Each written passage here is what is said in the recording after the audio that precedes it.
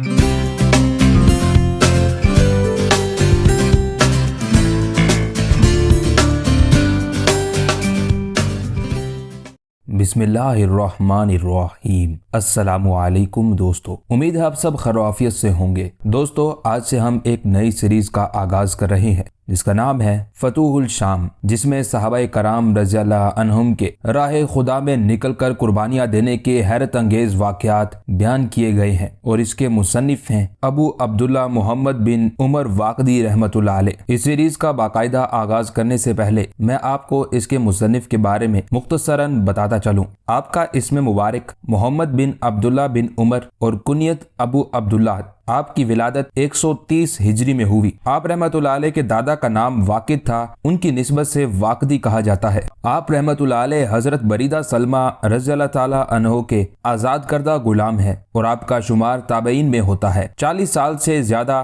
तलबे इल्म में कोशा रहे। इब्तदान मदीनातुल मुनव्वरा में रहे। 180 हिजरी में बगदाद तशरीफ ले गए और फिर तादम आखिर वहीं सकूनत इख्तियार किए रहे। आप रहमतुल्लाह अलैह को वैसे तो काफी अलूम फनून में दस्तरस हासिल थी, जैसा कि उनकी तसानीफ के मुताले से अंदाजा होता है, लेकिन आपका तारीख में खास शगफ था। यही वजह है कि आप रहमतुल्लाह अलैह मोरक़ इस्लाम की हैसियत से ज्यादा मुतारिफ हुए। आप रहमतुल्लाह अलैह के ज़ौक़ का आलम यह था कि अगर आपको किसी जंगी वाक़े का इल्म हो जाता तो आप बनफ्स नफीस खुद वहां तशरीफ ले जाते और मुशाहिदा फरमाने के बाद काबिल एतमाद लोगों से रिवायत लेते। नीज रिवायात को कबूल फरमाने में आप इंतहाई सिका लोगों का इंतखाब करते, जैसा कि खुद फतहुल शाम के अंदर आपने फरमाया कि मैंने इस फतहुल शाम को लिखने में सिर्फ सच्ची खबरों पर ही एतमाद किया है और इसमें सिका रावियों और अहले हक के कवायद के मुताबिक ही रिवायात नकल की हैं, और ये तमाम कोशिशें इसीलिए हैं कि असहाबे रसूल सल्लल्लाहु अलैहि वसल्लम के फ़ज़ाइल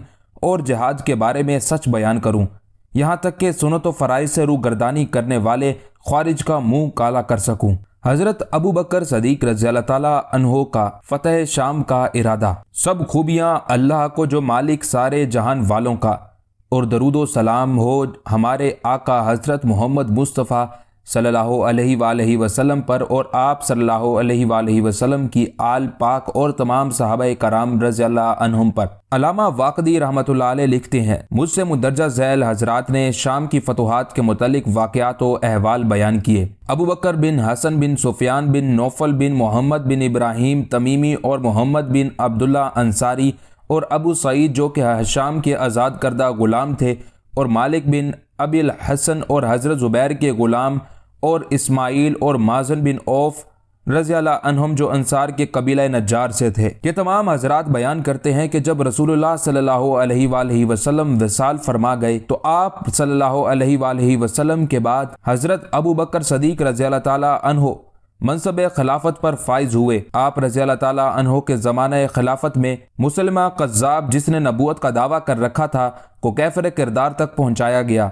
कबीला बनु हनीफा से जंग हुई और इसी तरह अहले इर्तदाद के साथ मुहरका हुआ। जब उन फितनों का सदेबाब हो चुका और अहले अरब ने आपकी इताअत कबूल कर ली तो आप रज़ियल्लाहु ताला अन्हो ने एक तरफ तो शाम पर लश्कर कशी का इरादा किया और साथ ही रोम से जंग करने का भी अज़्म कर लिया। चुनाचे आप रज़ियल्लाहु ताला अन्हो ने मस्जिद नबवी में सहाबाए कराम रज़ियल्लाहु अन्हुम को जमा करके उनके सामने खिताब फरमाया, अल्लाह की हम्दो सना की, और उसके बाद लोगों से मुखातिब होकर कहा, ऐ लोगो, अल्लाह तुम पर अपनी रहमतों का सिलसिला हमेशा जारी रखे। खूब जान लो बेशक अल्लाह ने तुम्हें इस्लाम जैसी दौलत से मुशर्रफ फरमाया और तुम्हें हजरत मोहम्मद मुस्तफ़ा सल्लल्लाहु अलैहि वसल्लम का उम्मती बनाया, और उसने अपनी ताईद और नुसरत और रोशन फतह के जरिए तुम्हारे ईमान और यकीन को मजीद तक़वियत बख्शी। और तुम्हारे ही बारे में अल्लाह ने ये फरमाया है, आज मैंने तुम्हारे लिए तुम्हारा दीन कामिल कर दिया और तुम पर अपनी नेमत पूरी कर दी और तुम्हारे लिए इस्लाम को दीन पसंद किया। नीज़ आपकी मालूमात के लिए मैं ये भी बता दूं कि बेशक रसूलुल्लाह सल्लल्लाहु अलैहि वसल्लम ने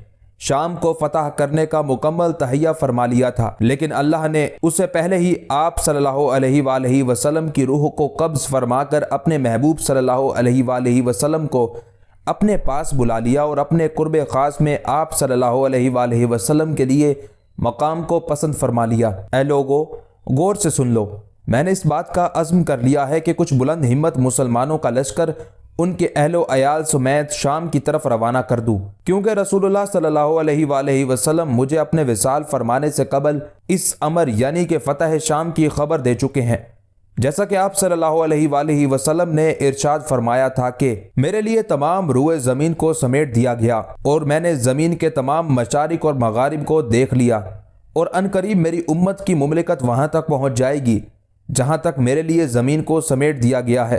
صحابہ کرام سے مشورہ۔ اس کے بعد حضرت ابو بکر صدیق رضی اللہ تعالیٰ عنہ نے صحابہ کرام رضی اللہ عنہم سے پوچھا، اب بتاؤ تمہاری اس بارے میں کیا رائے ہے؟ تمام صحابہ کرام رضی اللہ عنہم نے متفق ہو کر کہا، اے رسول اللہ صلی اللہ علیہ وآلہ وسلم کے نائب، آپ ہمیں امر فرمائیں اور جہاں چاہیں جانے کا حکم دے، ہم تیار ہیں، کیونکہ اللہ نے ہم پر آپ کی اطاعت فرض کر دی ہے، جیسا کہ اللہ نے ارشاد فرمایا ہے، اے ایمان والو، حکم مانو اللہ کا اور حکم مانو رسول اللہ صلی اللہ علیہ وآلہ وسلم کا اور ان کا جو تم میں حکومت والے ہیں۔ حضرت ابو بکر صدیق رضی اللہ تعالیٰ عنہ یہ جواب سن کر بہت خوش ہوئے، اور آپ رضی اللہ تعالیٰ عنہ نے ممبر سے اتر کر شاہان یمن، سرداران عرب اور اہل مکہ مکرمہ کے نام ایک ہی مضمون کا مراسلہ بھیجا، جس کی عبارت یہ تھی، حضرت ابو بکر رضی اللہ تعالیٰ عنہ کا مکتوب مبارک اور قاصد کی روانگی۔ آپ کا مکتوب: بسم اللہ الرحمن الرحیم، السلام علیکم۔ حمد و صلات کے بعد صورت احوال یہ ہے کہ میں نے آپ حضرات کو شام کے شہروں کی طرف بھیجنے کا پختہ ارادہ کر لیا ہے، تاکہ آپ کافروں اور اللہ کے باغیوں کے قبضے سے ان شہروں کو آزاد کرائیں۔ آپ میں سے جو شخص اس معرکہ آرائی اور جنگ کا ارادہ رکھتا ہے، اسے چاہیے کہ وہ بلا تاخیر جس قدر جلد ممکن ہو جہاد فی سبیل اللہ کی تیاری مکمل کرے اور خود کو اللہ کی اطاعت کے لیے فوراً پیش کر دے۔ اللہ رب العزت قرآن مجید میں ارشاد فرماتا ہے، اللہ کی راہ میں نکلو، خواہ سبک سار ہو خواہ گراں بار ہو، اور اپنے اموال اور جانوں کے ساتھ کوچ کرو، ہلکی جان سے بھاری دل سے، اور اللہ کی راہ میں لڑو، اپنے مال اور جان سے، یہ تمہارے لیے بہتر ہے اگر جانو۔ اللہ کی راہ میں کافروں سے جہاد کرو، جس کا مطلب کچھ یوں ہے، یعنی خواہ آسانی ہو اور ساز و سامان کی فراوانی ہو، خواہ گرانی اور بے سر و سامانی ہو، جب تمہیں اللہ کی راہ میں جہاد کے لیے بلایا جائے تو تم کسی حال اور کسی کیفیت میں ہو، تم پر جہاد کے لیے جانا واجب ہے۔ یہ خطوط آپ نے رسول اللہ صلی اللہ علیہ وآلہ وسلم کے خادم خاص حضرت انس بن مالک رضی اللہ تعالیٰ عنہ کے ہاتھ بھیجے اور خود ان کے جواب اور ان کی آمد کے منتظر رہے۔ حضرت جابر بن عبداللہ رضی اللہ تعالیٰ عنہ کا بیان ہے کہ تھوڑے ہی دن گزرے تھے کہ حتیٰ کہ حضرت انس رضی اللہ تعالیٰ عنہ نے واپس آ کر اہل یمن کی آمد کی خوشخبری سنائی اور حضرت ابو بکر صدیق رضی اللہ تعالیٰ عنہ کی خدمت میں بیان کیا کہ میں نے جس شخص کے سامنے بھی آپ کا مکتوب گرامی پڑھ کر سنایا، اس نے فوراً اللہ کی اطاعت کو قبول کیا اور آپ کی دعوت پر لبیک کہا، اور وہ لوگ سفر کے ساز و سامان اور جنگ کے لیے مضبوط زرہیں اور دیگر آلات حرب تیار کر رہے تھے۔ اے نائب رسول خدا صلی اللہ علیہ وآلہ وسلم، میں ان سے پہلے آپ کی خدمت میں یہ مزدہ جاں فضا لے کر حاضر ہوا ہوں کہ جن لوگوں نے آپ کی دعوت پر زولیدہ موئی اور غبار آلودگی یعنی اللہ کی راہ میں جہاد کے سفر پر آمادگی ظاہر کی ہے، وہ مرد کون ہے؟ وہ یمن کے رہنما ہیں، وہاں کے شہ سوار ہیں، اپنے قبائل کے سردار اور بہادر لوگ ہیں۔ وہ اپنے اہل و عیال سمیت وہاں سے چل دیے ہیں اور بہت جلد آج کل ہی میں آپ کے پاس پہنچنے والے ہیں۔ آپ ان کی ملاقات کے لیے بالکل تیار رہیے۔ یہ سن کر آپ کو نہایت مسرت ہوئی۔ یہ دن تو یوں ہی بیت گیا۔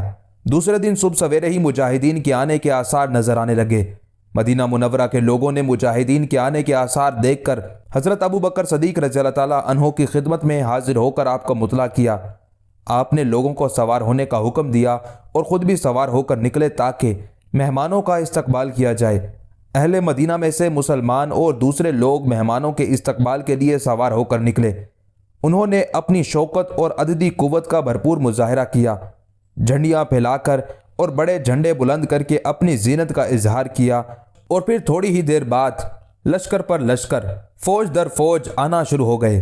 ہر قوم اور قبیلہ آگے پیچھے نہایت نظم و ضبط کے ساتھ قدم سے قدم ملائے خوبصورت زنجیر بنے آ رہا تھا۔ استقبالیہ مقام پر لشکروں کی آمد کی ترتیب، ان کے سلامی دینے اور آپ کے جواب دینے کے انداز مبارک کا روح پرور اور ایمان افروز منظر کچھ یوں تھا۔ قبائل یمن میں سے سب سے آگے جو قبیلہ تھا وہ قبیلہ حمیر تھا۔ انہوں نے داؤدی زرہیں اور دمکتی ہوئی آدی شمشیریں پہنی اور حمائل کر رکھی تھی اور عربی ساخت کی تیر کمانیں آویزاں کیے ہوئے تھے۔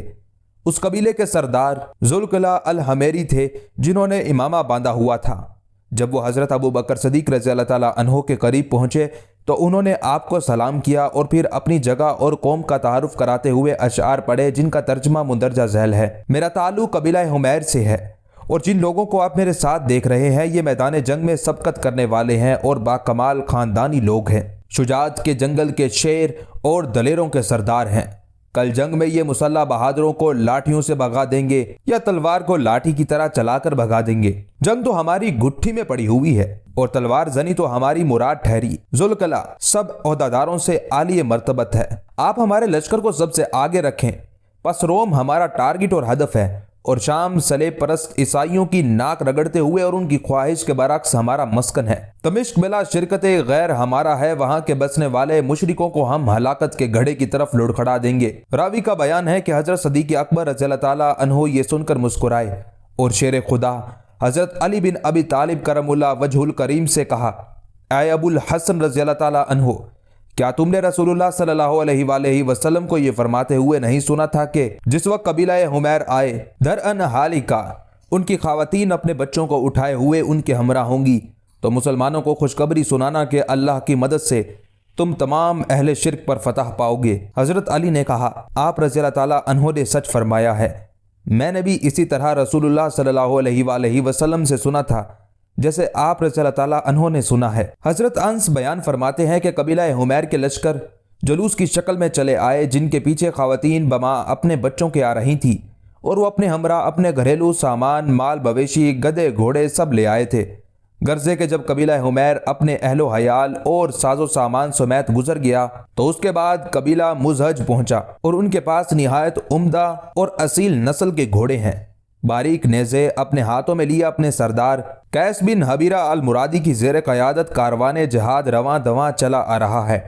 ये सिपह सालार जब हज़रत अबू बकर सदीक रज़ी अल्लाह ताला अन्हो के करीब पहुंचा तो अपनी जाए सकूनत और कौम का तारुफ कराने के लिए अपने चेहरे से निकाब हटाया और हज़रत अबू बकर सदीक रज़ी अल्लाह ताला अन्हो की तरफ इशारा किया और कहा, पढ़ो, रसूलुल्लाह सल्लल्लाहु अलैहि वसल्लम पर दरूद पढ़ो। सरकार मदीना की बारगाह में हदिया दरूद सलाम पेश करने के बाद उसने अपने तारुफ के लिए अशार पढ़े, जिनका तर्जमा मुंदरजा झैल है। हमारे लश्कर आपके पास फौरन हाजिर हो गए हैं। हम कबीला मुराद के ताजदार हैं। आप हमें पेशकदमी के लिए हुक्म जारी फरमाएं।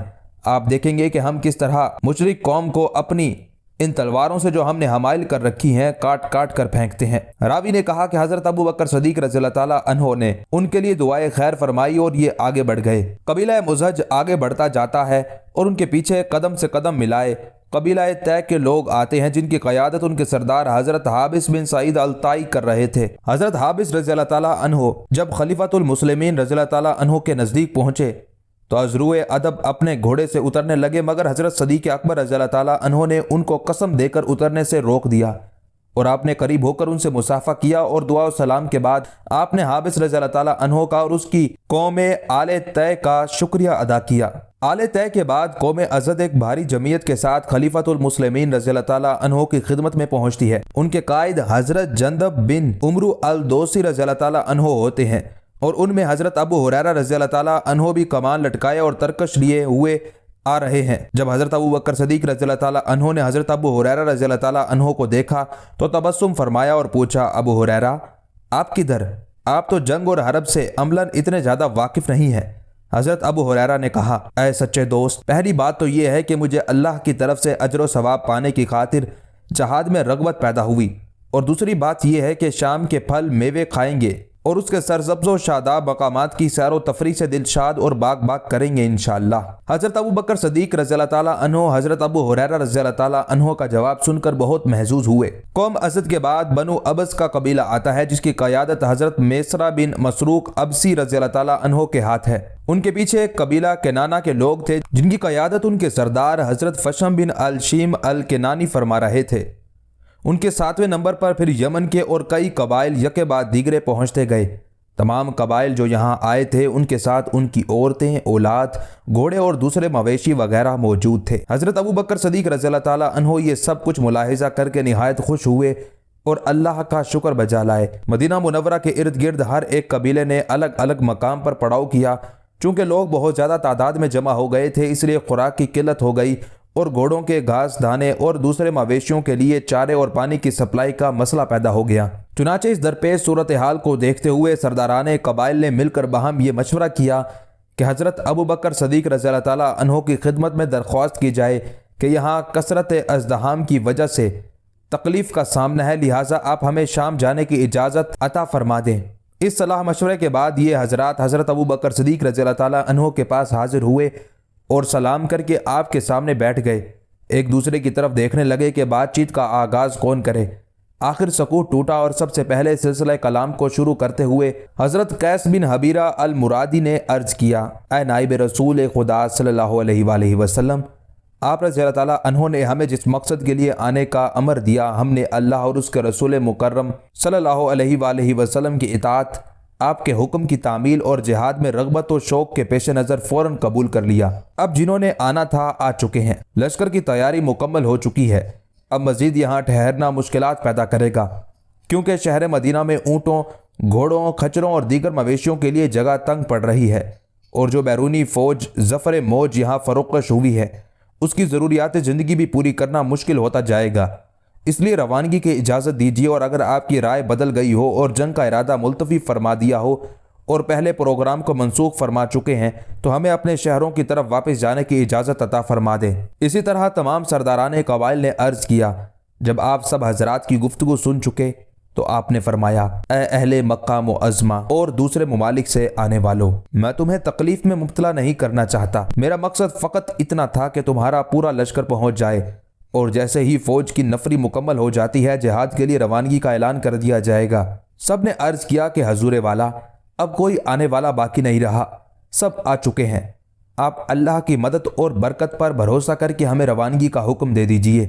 अलामा वाक़दी रहमतुल्लाह अलैह लिखते हैं, मुझे ये रिवायत पहुंची है कि खलीफा अव्वल हज़रत अबू बकर सदीक रज़ी अल्लाह ताला अन्हो ने ये सुना तो फ़ौरन उठ खड़े हुए। पापयादा अपने दूसरे साथियों हज़रत उमर फ़ारूक, हज़रत उस्मान गनी, हज़रत अली मुर्तज़ा, हज़रत सईद बिन जैद बिन उमर बिन नुफ़ैल रज़ी अल्लाह अन्हुम और कबीला ओसो खिजरज को साथ लेकर मुजाहिदीन के लश्कर के पास मदीना मुनव्वरा से बाहर पहुंचे। लोगों ने आपको देखकर खुशी से नारा हाय तकबीर से इस्तकबाल किया। नारों की कसरत से पहाड़ भी अल्लाह अकबर की सदा से गूंज उठे। जब आवाज़ पहाड़ों से टकराई तो गोया पहाड़ों ने भी नारा तकबीर का जवाब अल्लाह अकबर की सदा से दिया। हज़रत अबू बकर सदीक रज़ी अल्लाह ताला अन्हो एक बुलंद टेले पर चढ़कर खड़े हो गए, हत्ता कि आपने तमाम लश्करों का उस बुलंद मकाम से मुआयना फरमाया और उन पर नजर डाली। जमीन लोगों से भरी हुई है। ये रूह परवर मंजर देखकर आपका चेहरा मारे खुशी के खिल उठा और फरहत व इनबसात के जज्बात से चेहरे पर एक पुर नूर और पुर कैफ ताबानी और दरख्शानी है।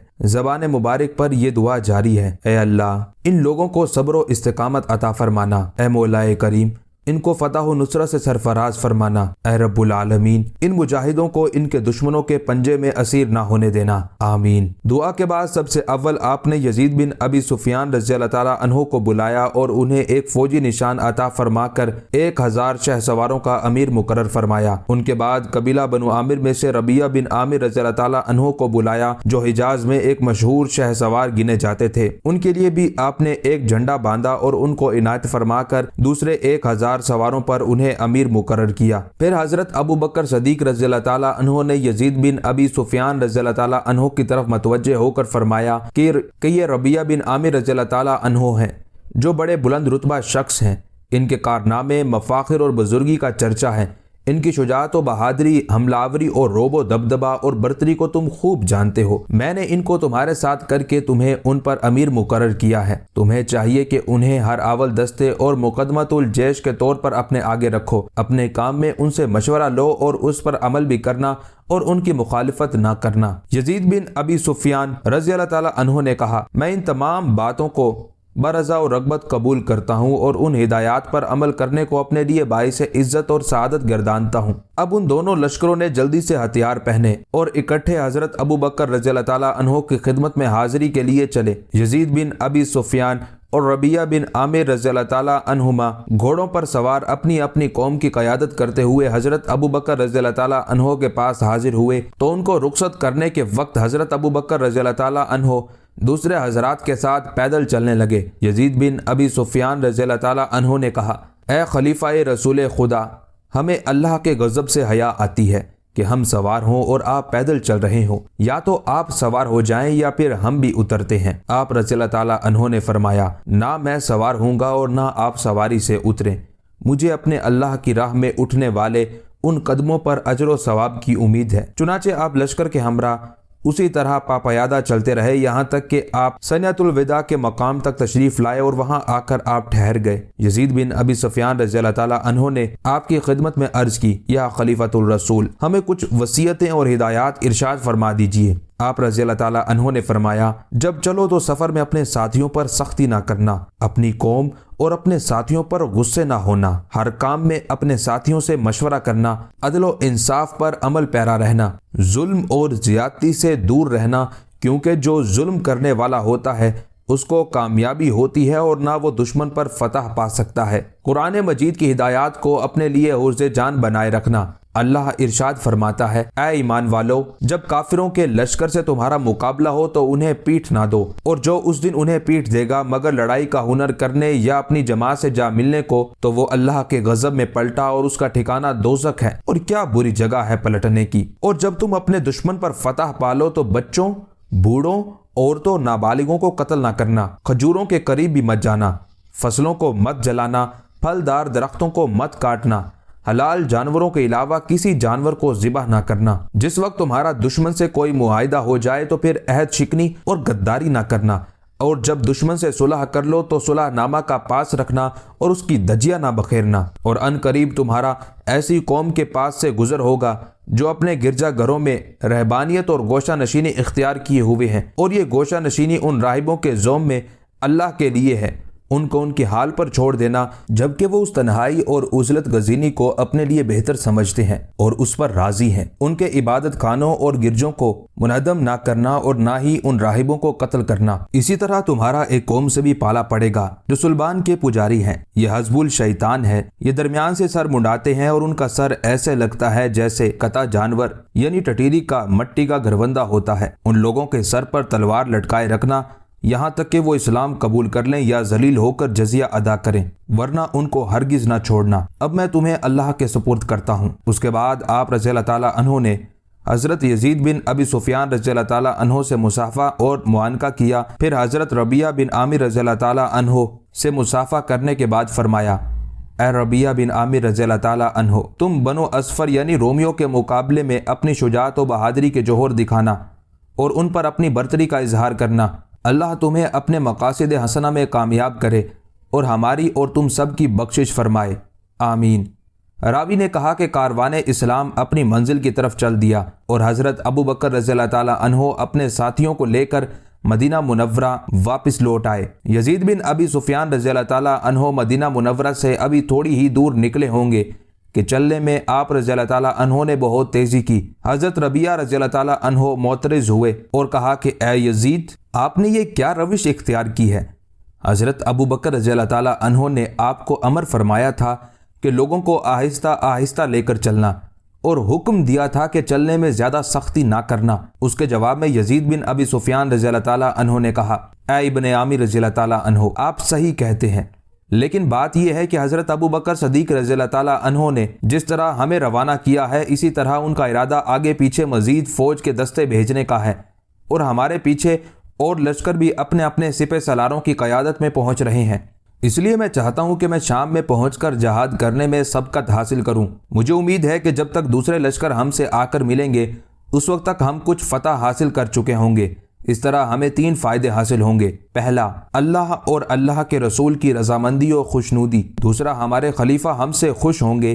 تیسرا، مال غنیمت حاصل ہوگا انشاءاللہ۔ یہ جواب سن کر حضرت ربیعہ رضی اللہ تعالیٰ عنہ نے کہا، اللہ برتر ہے اور ہمت دینے والا ہے، چلو جیسے جی چاہے۔ چنانچہ کارواں چل دیا اور اس نے وادی القرا مضافات اقصی کا راستہ اختیار کیا تاکہ مختصر راستے سے براستہ تبوک اور جابیہ دمشق پہنچ جائیں۔ علامہ واقدی رحمۃ اللہ علیہ لکھتے ہیں، یہ خبر نصرانی عربوں کے ذریعے جو مدینہ منورہ میں رہتے تھے روم کے بادشاہ ہرقل تک پہنچ گئی، اور اس نے ارباب حکومت کو جمع کر کے ان سے کہا، اے بنو اصفر، نوشتہ دیوار پڑھ لو اور خوب کان کھول کر سن لو تمہاری حکومت کا دھڑن تختہ ہونے کو ہے، اور اس ساز سے ڈرو جب تم کو شکست و ریگ سے دوچار کر دیا جائے گا۔ جب تک تم امر بالمعروف اور نہی عن المنکر کا فریضہ سر انجام دیتے رہے، حدود اللہ کو نافذ العمل رکھا اور ان احکام پر چلتے رہے جن کا تمہیں اللہ نے انجیل مقدس میں امر دیا تھا، تو دنیا کے کسی بادشاہ کو تمہاری طرف آنکھ اٹھا کر دیکھنے کی جرت نہ تھی۔ اگر کوئی بادشاہ تمہارے ساتھ جنگ کرنے کے ارادے سے آیا بھی اور شام پر چڑھائی کی بھی تو ہمیشہ وہ پسپا ہوا اور تم ہی اس پر غالب رہے۔ تمہیں یاد ہوگا کہ کسرا بن ہرمز نے فارس کے لشکر کے ساتھ تم پر چڑھائی کی تھی، مگر اس کو منہ کی کھانی پڑی تھی اور وہ الٹے پاؤں بھاگا تھا۔ ترکوں نے تم پر فوج کشی کی تھی، مگر شکست خوردہ ہو کر لوٹے تھے۔ قوم جرام کا تم پر چڑھ دھوڑی تھی، مگر اس کے بھی تم نے دانت کھٹے کیے تھے۔ مگر اب تم نے دین کے احکام کو متغیر و متبدل کر ڈالا ہے، ظلم اور زیادتی کا بازار گرم کر رکھا ہے، اور جرائم تمہارے ہاں معمول کی کاروائی بن کر رہ گئے ہیں۔ چنانچہ انہی جرائم کی پاداش میں اللہ رب العزت نے تمہارے اوپر ایک ایسی قوم کو مسلط کر دیا جو اقوام عالم میں سب سے کمزور ترین قوم تھی، اور اس قوم کے متعلق ہمارے دل میں کبھی خیال تک نہ آیا تھا کہ ایک دن یہ قوم بھی ہمارے اپنے ملک میں ہمارے خلاف جنگ کرنے کے لیے چڑھ آئے گی، لیکن بھوک کی ماری ہوئی قحط زدہ قوم کو آج یہاں تک پہنچا دیا ہے، اور ان کے پیغمبر صلی اللہ علیہ وآلہ وسلم کے خلیفہ نے ان کو ہماری طرف روانہ کیا ہے کہ وہ ہمارے ملک ہم سے چھین کر ہمیں ہمارے ملک سے یک بینی دو گوش نکال باہر کریں۔ اس کے بعد ہرقل نے جو کچھ جاسوسوں سے سنا تھا وہ ساری معلومات ان کے سامنے بیان کی، جس کے جواب میں ارباب اختیار اور ارکان دولت نے متفقہ طور پر یہ فیصلہ کیا اور بادشاہ سے کہا کہ ہم جنگ کے لیے بالکل تیار ہیں، آپ ہمیں مسلمانوں کے مقابلے کے لیے بھیجیے۔ مسلمان اپنے عزائم میں کبھی کامیاب نہیں ہو سکتے، ہم ان کا راستہ روک دیں گے اور ان کے نبی صلی اللہ علیہ وآلہ وسلم کے شہر تک ان کو پہنچا کر آئیں گے، اور ان کے کعبہ کی اینٹ سے اینٹ بچا کر واپس آئیں گے، اور ان کا ایک فرد بھی باقی نہیں چھوڑیں گے۔ علامہ واقدی رحمۃ اللہ علیہ لکھتے ہیں، ہرقل نے جب ان کے چہروں کی بشاشت اور خوشی کو دیکھا اور ان کی مستعدی اور عزم و احتیاط کو ملاحظہ کیا تو 8000 جانباز سپاہیوں کا انتخاب کر کے ان پر 4 ایسے سپہ سالار جو بہت بڑے ماہرین فن حرب سمجھے جاتے تھے مقرر کیے۔ ان 4 کمانڈروں کے نام یہ ہیں: بطالیق اس کا بھائی جرجیس، شرطہ کا گورنر لقا بن سمان، غزہ کا گورنر سلیب بن ہنا۔ دوستو، ایک نسخے کے مطابق 5 کمانڈر ہیں۔ اس نسخے کے مطابق شرطہ کا گورنر لقا بن سمان نہیں ہے بلکہ دونوں الگ الگ گورنر ہیں۔ اس طرح 5 کمانڈر ہوئے۔ یہ چاروں سپہ سالاران لشکر شجاعت و درایت یعنی بہادری اور حکمت و دانائی میں ضرب المثل تھے۔ وہ سائنس آف وار اور آرٹ آف وار دونوں کے ماہر تھے۔ انہوں نے زرہیں پہنی، خوب مزین اور آراستہ ہو کر آئے اور اپنی تیاری کا مظاہرہ کیا۔ لارڈ پادری نے ان کے حق میں فتح و نصرت کی دعائیں مانگی کہ اے اللہ، جو ہم میں سے حق پر ہو اس کی مدد کرنا، اور کنیسہ اور گرجا میں جس خوشبودار چیز کی دھونی دی جاتی تھی اس کو دہکا کر انہیں دھونی دی، اور معمودیہ کا دم کیا، پانی بطور تبرک کے حصول برکت کی غرض سے ان پر چھڑکا۔ اس کے بعد انہوں نے بادشاہ کو الوداعی سلامی دی اور بادشاہ نے ان کو روانگی کی رخصت دی اور لشکر چل دیا۔ نصرانی عرب جاسوسوں کو آگے رکھا گیا تاکہ وہ راستہ بتاتے چلے جائیں۔ علامہ واقدی رحمۃ اللہ علیہ لکھتے ہیں، حضرت رفاع بن معمر رحمۃ اللہ علیہ اپنے دادا یاسر بن حسین رضی اللہ تعالیٰ عنہ سے روایت کرتے ہیں کہ ہمیں یہ خبر پہنچی ہے کہ یزید بن ابی سفیان رضی اللہ تعالیٰ عنہ رومیوں کے لشکر سے 3 دن پہلے اپنے سپاہ کے ساتھ تبوک پہنچ گئے تھے۔ چوتھے روز سپاہ مصطفیٰ کا ارادہ تھا کہ پیش قدمی کی جائے کہ دور سے انہیں گرد اڑتی نظر آئی۔ یہ دیکھ کر مسلمان مجاہدین چوکنا اور محتاط ہو گئے۔ حضرت یزید بن ابی سفیان رضی اللہ تعالیٰ عنہ نے 1000 مجاہدین کی فوج کو ربیہ بن عامر رضی اللہ تعالیٰ عنہ کی قیادت میں دے کر مورچہ بند ہونے کا مشورہ دیا، اور وہ مکین گاہ اور بنکروں میں چھپ گئے اور 1000 سپاہیوں کو لے کر سامنے ہو گئے۔ لڑائی کے لیے فوج کو صف آرا کرنے کے بعد چند پندوں نسائی بیان کی، اللہ کی نعمتوں کا ذکر کیا اور فرمایا، یاد رکھو اللہ نے تم سے مدد کا وعدہ فرمایا ہے، کتنے ہی مقامات پر فرشتوں کی فوج بھیج کر تمہاری مدد فرمائی ہے۔ اللہ نے قرآن عزیز میں ارشاد فرمایا، بارہا کم جماعت غالب آئی ہے، زیادہ گروہ پر اللہ کے حکم سے، اور اللہ صابروں کے ساتھ ہے۔ اور رسول اللہ صلی اللہ علیہ وآلہ وسلم نے فرمایا ہے، جنت تلواروں کے سایوں کے نیچے ہے۔ مسلمانوں سن لو، شام میں داخل ہونے اور رومیوں سے جنگ کرنے کے لیے آنے والا سب سے پہلا لشکر تمہارا ہی ہے، اور اب جو مسلمانوں کے دوسرے لشکر تم سے آ کر ملیں گے اس کے اصل تم ہی ہو، اور شام کے لشکروں سے اصل مقابلہ تمہارا ہے۔ دوسرے مسلمان تمہارے معاون اور مددگار شمار ہوں گے، اور تمہیں اب مسلمانوں کے گمان پر جو انہیں تمہارے متعلق ہے پورا اترنا چاہیے۔ دشمن تمہارے مقابلے پر ہے، اس لیے احتیاط سے رہو۔ دشمن تمہیں قتل کرنے کی طمع کرے گا، تم اللہ کے دین کی مدد کرو، وہ تمہاری مدد فرمائے گا۔ حضرت یزید بن ابی سفیان رضی اللہ تعالیٰ عنہ ابھی مجاہدین کو ہدایت دے ہی رہے تھے کہ اسی دوران میں اچانک روم کی فوج کے ہراول دستے آتے ہوئے صاف نظر آنے لگے، اور ان کے قدم با قدم دوسرے لشکر بھی پہنچنا شروع ہو گئے۔ رومیوں نے جب دیکھا کہ عربوں کی فوج تو نہایت قلیل مقدار میں ہے، ان کے دل میں اس مختصر سی سپاہ کو کچل کر رکھ دینے کی طمع نے انگڑائی لی، اور بڑی رعونت آمیز لہجے میں آپس میں کہنے لگے، اور اپنی زبان میں اوٹ پٹانگ لفظوں میں بک بک کرتے ہوئے ایک دوسرے سے چلا چلا کر غصے سے کہنے لگے کہ پکڑ لو ان کو، جو تمہارے ملک پر قبضہ کرنے، تمہاری حرمت کو پامال کرنے اور تمہارے بادشاہوں کو قتل کرنے کے ارادے سے آئے ہیں۔ صلیب سے مدد چاہتے ہوئے ان عربوں کا محاصرہ کر لو، صلیب تمہاری مدد کرے گی۔ یہ کہہ کر رومیوں نے یک بارگی مسلمانوں کی فوج پر حلہ بول دیا، اور دونوں طرف کی فوجیں گتھم گتھا ہو گئیں۔ اصحاب رسول صلی اللہ علیہ وآلہ وسلم نے بڑی بلند ہمتی اور دلیری کے ساتھ ان کے حملے کا جواب دیا۔ دیر تک لڑائی ہوتی رہی۔ رومی اپنی کثرت کی وجہ سے ایک دفعہ تو مسلمانوں پر چھا گئے، اور انہوں نے سمجھ لیا کہ ہم نے مسلمانوں کو زیر کر لیا ہے اور وہ ہمارے قبضے میں آ گئے ہیں۔ اچانک حضرت ربیعہ بن عامر رضی اللہ تعالیٰ عنہ مکین گاہ سے اپنی سپاہ کو لے کر میدان میں آ گئے۔ علامہ واقدی رحمۃ اللہ علیہ لکھتے ہیں، یعنی حضرت ربیعہ بن عامر رضی اللہ تعالیٰ عنہ اور ان کے ساتھی نعرہ تکبیر و رسالت لگاتے ہوئے اور اللہ کے محبوب بشیر و نذیر اور سراج و منیر محمد مصطفیٰ صلی اللہ علیہ وآلہ وسلم پر درود و سلام بآواز بلند پڑھتے ہوئے عربی گھوڑوں پر سوار ابر کی طرح گرجتے ہوئے نمودار ہوئے، اور رومیوں پر اس طرح بجلی بن کر کوند پڑے کہ دیکھتے ہی دیکھتے رب کائنات کی توحید کا علم لہرانے لگا۔ روم کی فوج نے جب اچانک اس مکین گاہ سے نمودار ہونے والے لشکر کو دیکھا تو ان کے اوسان خطا ہو گئے اور کمر ہمت ٹوٹ کر رہ گئی۔ ان کے دلوں پر خداوند تعالیٰ نے ایسا روب ڈال دیا کہ ان کی ہوا اکھڑ گئی اور زمین ان کے پاؤں تلے سے نکل گئی، اور انہوں نے رجتے کہکری کی اور الٹے پاؤں گرتے پڑتے افتاں خیزاں بھاگنے لگے۔ حضرت ربیعہ بن عامر رضی اللہ تعالیٰ عنہ کی نظر رومی کمانڈر بطالیق پر پڑی، جو اپنے لشکر کو لڑائی پر ابھار رہا تھا اور ان کو ترغیب و ترہیب کے ذریعے بھرپور حملہ کرنے کے لیے آمادہ کر رہا تھا۔ آپ نے بھانپ لیا کہ یہ دشمن کی سپاہ کا سرگنا لگتا ہے۔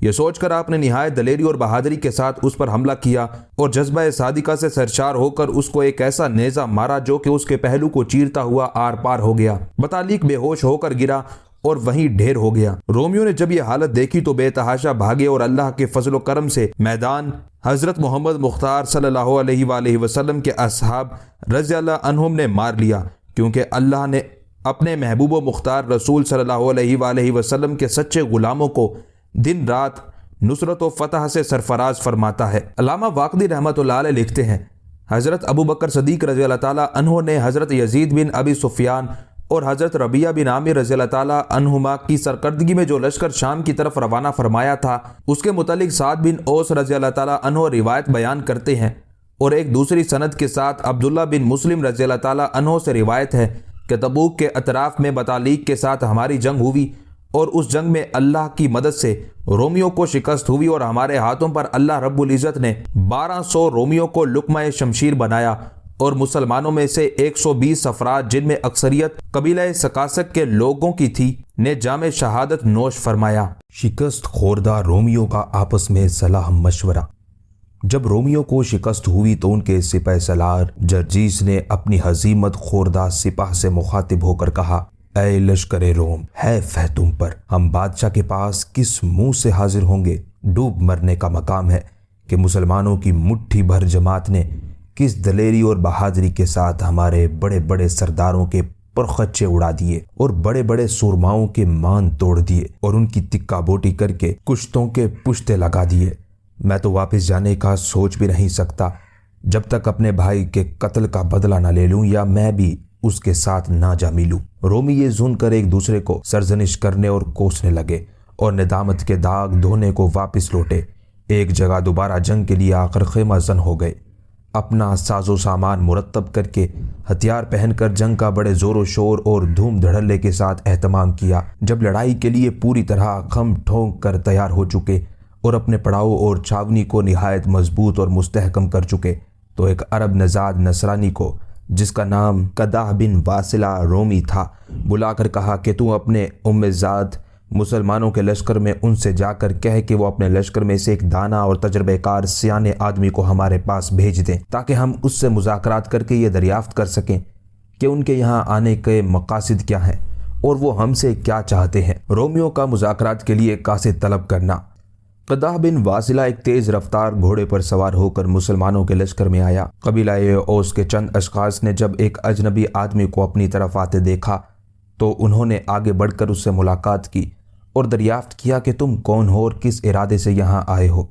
اس آنے والے شخص نے کہا کہ میں اس لیے آیا ہوں کہ ہمارے سردار لشکر تمہارے ایک تجربہ کار اور عقل مند آدمی کو بلا رہے ہیں۔ انہوں نے مجھے اس مقصد کے لیے پیغام دے کر تمہارے پاس بھیجا ہے۔ آپ میرے ساتھ اپنا ایک معاملات ملکی سے باخبر اور ماہر آدمی بھیج دیں تاکہ اس کے ساتھ دونوں ملکوں کی فوجوں کے یہاں اکٹھے ہونے کے بارے میں بات چیت اور مذاکرات کیے جا سکے اور کوئی مصالحت کی صورت نکال کر جنگ سے بچا جا سکے۔ حضرت ربیعہ بن عامر رضی اللہ تعالیٰ عنہ نے کہا میں جاؤں گا۔ حضرت یزید بن ابی سفیان رضی اللہ تعالیٰ عنہ نے انہیں روکا کہ ربیعہ تمہارا جانا مناسب نہیں ہے کیونکہ تم نے کل کی لڑائی میں ان کے ایک بڑے آدمی کو قتل کیا تھا، اس لیے مجھے تمہارے متعلق اس قوم سے خطرہ ہے کہ وہ تم کو نقصان پہنچائیں گے۔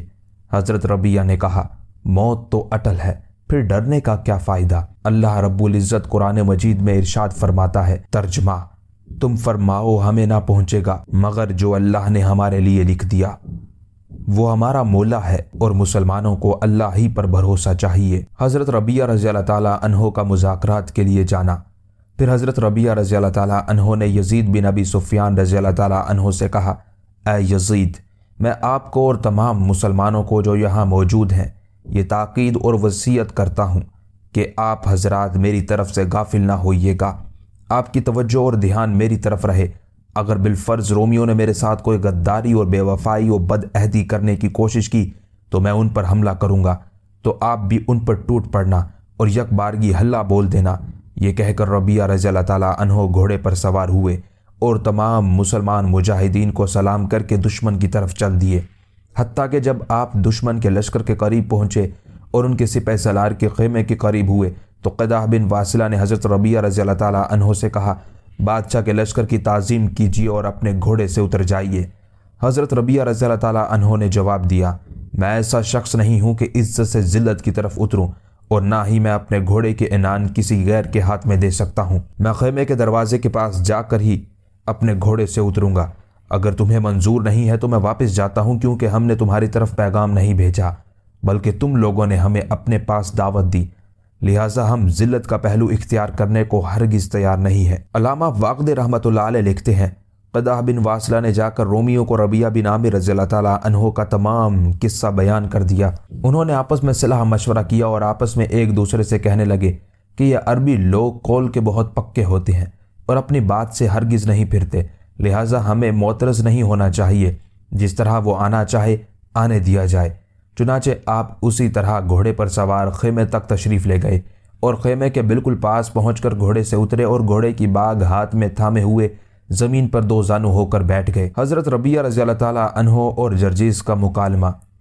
رومی سپہ سالار جرجیس نے گفتگو شروع کی اور کہا اے برادر عربی، تم ہمارے نزدیک کمزور ترین قوم تھے، تمہارے متعلق ہم نے کبھی سوچا تک نہیں تھا اور ہمارے وہم و گمان میں بھی نہ تھا کہ تم کو کبھی ہمارے ساتھ لڑنے کی بھی جرت پیدا ہوگی اور تم جنگ کے ارادے سے ہم پر چڑھ دوڑو گے۔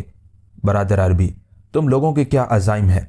جرجیس کی گفتگو کا جواب دیتے ہوئے حضرت ربیعہ بن عامر رضی اللہ تعالیٰ عنہ نے فرمایا ہماری یہ خواہش ہے کہ تم ہمارا دین قبول کر لو اور مشرف با اسلام ہو جاؤ، اور تم بھی وہی کلمہ پڑھو جو ہم پڑھتے ہیں، اور اگر اسلام میں داخل ہونا قبول نہیں ہے تو پھر ضمی بن کر رہو اور جزیہ ادا کیا کرو، اور اگر اس سے بھی انکاری ہو تو پھر جنگ ہوگی اور تلوار بہترین فیصلہ کرنے والی ہے۔ جرجیس نے کہا اس میں کیا حرج ہے اور کون سی رکاوٹ ہے کہ تم ملک فارس پر لشکر کشی کرو اور ہمارے ساتھ تم دوستی کر لو اور ہم آپس میں صلح سے رہیں۔ ربیعہ بن عامر رضی اللہ تعالیٰ عنہ نے فرمایا ملک فارس کی نسبت چونکہ تمہارا ملک ہم سے قریب ہے اس لیے ہم ابتدا تمہارے ملک سے کریں گے، اور دوسری بات یہ ہے کہ اللہ نے اپنی کتاب عزیز میں ہمیں اسی کا حکم فرمایا ہے، جیسا کہ ارشاد خداوندی ہوتا ہے اے ایمان والو، جہاد کرو ان کافروں سے جو تمہارے قریب ہیں، اور چاہیے کہ وہ تم میں سختی پائیں۔ جرجیس نے کہا کہ کیا تم پر کوئی کتاب بھی نازل ہوئی ہے؟ ربیہ بن عامر رضی اللہ تعالیٰ عنہ نے فرمایا، ہاں، جیسے تمہارے نبی علیہ السلام پر انجیل مقدس نازل ہوئی تھی۔ اس نے کہا، یہ بھی ہو سکتا ہے کہ تم اس شرط پر ہم سے صلح کر لو کہ ہم تمہارے ہر ایک آدمی کو 1 دینار اور 1 اونٹ غلہ، اور تمہارے سردار کو 100 دینار اور 10 اونٹ غلہ، اور تمہارے خلیفہ کو 1000 دینار اور 100 اونٹ غلہ دے دیں، اور ہمارے تمہارے درمیان یہ معاہدہ تحریر ہو جائے کہ نہ تم ہمارے خلاف لڑو گے اور نہ ہم کبھی تمہارے خلاف جنگ برپا کریں گے۔ حضرت ربیہ بن عامر رضی اللہ تعالیٰ عنہ نے فرمایا کہ اس کی کوئی سبیل نہیں ہے، ایسا کبھی ہو ہی نہیں سکتا۔ میں پہلے کہہ چکا ہوں کہ 3 صورتیں ہیں، اول تو یہ کہ تم اسلام قبول کر لو، دوسرا جزیہ، اور تیسرا جنگ ہے، اور بس۔ جرجیس کہنے لگا کہ یہ تو کبھی نہیں ہو سکتا کہ ہم مذہب تبدیل کر کے مسلمان ہو جائیں، کیونکہ ہم اپنے دین سے بہتر کوئی دین نہیں سمجھتے، اور ہمارے دین کا بدل کوئی نہیں، لہٰذا جب تک ہمارا ایک آدمی بھی زندہ ہے اس وقت تک ہم اپنا دین چھوڑ کر کوئی اور دین قبول کرنے کو ہرگز تیار نہیں۔ رہا معاملہ جزیہ کا، تو اس ذلت کی زندگی پر ہم مرنے کو ترجیح دیں گے۔ تم کوئی ہم سے زیادہ لڑاکا نہیں ہو، کیونکہ ہماری فوج تم سے زیادہ جنگ دیدہ اور جنگ چشیدہ ہے۔ جنگ و حرب اور میدان کارزار میں اترنا اس کی گھٹی میں پڑا ہوا ہے، کیونکہ ہماری جنگجو فوج میں قوم بطارکہ کے سپوت اور سرداروں کے بیٹے ہیں، جو مردان حرب، شمشیر کے دھنی اور نیزہ بازی کے ماہر ہیں۔ جرجیس نے اپنے ساتھیوں سے کہا کہ سکالیا نامی پادری کو بلا کر لائے تاکہ اس بدوی سے مکالمہ کیا جائے۔ پادری اور حضرت ربیہ رضی اللہ تعالیٰ عنہ کے درمیان مکالمہ۔ علامہ واقدی رحمۃ اللہ علیہ لکھتے ہیں، پادری نے کہا، اے برادر عرب، ہمارے علم میں یہ ہے کہ بے شک اللہ ایک نبی عربی ہاشمی قریشی مبعوث فرمائے گا۔ اس کی ایک علامت یہ ہوگی کہ اللہ ان کو آسمانوں کی سیر کرائے گا۔ کیا تمہارے پیغمبر کو اللہ نے آسمانوں کی سیر کرائی ہے؟ حضرت ربیہ بن عامر رضی اللہ تعالیٰ عنہ نے جواب دیا کہ ہاں، ہمارے آقا و مولا حضور سرور کائنات صلی اللہ علیہ وآلہ وسلم کو اللہ نے آسمانوں کی سیر کرائی، جیسا کہ اللہ اپنی کتاب عزیز قرآن حکیم میں ارشاد فرماتا ہے، پاکی ہے اسے جو اپنے بندے کو راتوں رات لے گیا مسجد حرام سے مسجد اقصی تک، جس کے گردا گرد ہم نے برکت رکھی۔ پادری نے کہا، ہماری کتاب میں بھی موجود ہے کہ اس نبی صلی اللہ علیہ وآلہ وسلم اور اس کی امت پر 1 مہینے کے روزے فرض ہوں گے، اور اس مہینے کا نام ماہ رمضان ہوگا۔ حضرت ربیہ رضی اللہ تعالیٰ عنہ نے فرمایا، یہ بھی ٹھیک ہے، اللہ نے ماہ رمضان کے روزے فرض کیے ہیں، اور ہماری کتاب قرآن مجید میں اس کا ذکر ہے۔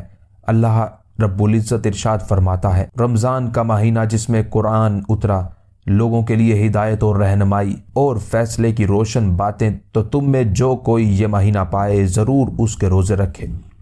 پادری نے کہا، ہم اپنی کتاب میں یہ بھی پاتے ہیں کہ اگر اس امت کا کوئی شخص 1 نیکی کرے گا تو اس کے بدلے میں 10 نیکیاں لکھی جائیں گی، لیکن اگر بدی کرے گا تو اس کے نامہ اعمال میں 1 ہی گناہ لکھا جائے گا۔ حضرت ربیہ رضی اللہ تعالیٰ عنہ نے فرمایا، ہاں، اللہ فرماتا ہے، جو 1 نیکی لائے تو اس کے لیے اس جیسی 10 ہیں، اور جو برائی لائے تو اسے بدلہ نہ ملے گا مگر اس کے برابر ان پر ظلم نہ ہوگا۔ پادری نے کہا، ہم نے اپنی کتاب میں یہ بھی پڑھا ہے کہ اللہ ان کی امت کو ان پر صلاۃ و سلام پڑھنے اور درود بھیجنے کا حکم دے گا۔ حضرت ربیہ رضی اللہ تعالیٰ عنہ نے فرمایا کہ بالکل ٹھیک ہے، اللہ قرآن مجید میں ارشاد فرماتا ہے، بے شک اللہ اور اس کے فرشتے درود بھیجتے ہیں۔ اس ترغیب بتانے والے نبی پر اے ایمان والو، ان پر درود اور خوب سلام بھیجو۔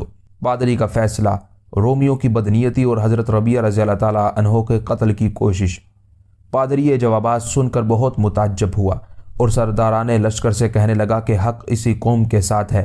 اسی دوران میں ایک درباری نے جرجیس سے کہہ دیا کہ جناب، یہ وہی بدوی ہے جس نے آپ کے بھائی کو کل قتل کیا تھا۔ جرجیس یہ سن کر آگ بگولا ہو گیا اور مارے غصے کے آنکھیں سرخ ہو گئیں، چاہا کہ آپ پر حملہ کر دے، مگر آپ اس کا ارادوں کو بھانپ گئے۔ جلدی سے برق رفتاری کے ساتھ کود کر اپنی جگہ سے اٹھ کھڑے ہوئے، تلوار کے ایک ہی وار سے جرجیس کو خاک و خون میں لوٹا دیا، اور ادھر وہ زمین پر ہلاک ہو کر گرا اور ادھر رومی آپ پر ٹوٹ پڑے۔ اتنے میں آپ اپنے گھوڑے پر سوار ہو چکے تھے۔ آپ نے رومیوں کو للکارا اور ان پر حملہ کر دیا۔ حضرت ربیہ رضی اللہ تعالیٰ عنہ اور لشکر اسلام کا حملہ۔ حضرت یزید بن ابی سفیان رضی اللہ تعالیٰ عنہ نے جب اس طرح رن پڑا ہوا دیکھا تو آپ نے پکار کر کہا، مسلمانوں، اللہ کے دشمنوں نے رسول اللہ صلی اللہ علیہ وآلہ وسلم کے صحابی کے ساتھ غداری کی ہے، تم بھی فوراً حملہ کر دو۔ یہ سنتے ہی مسلمانوں نے مشرکوں پر حملہ کر دیا۔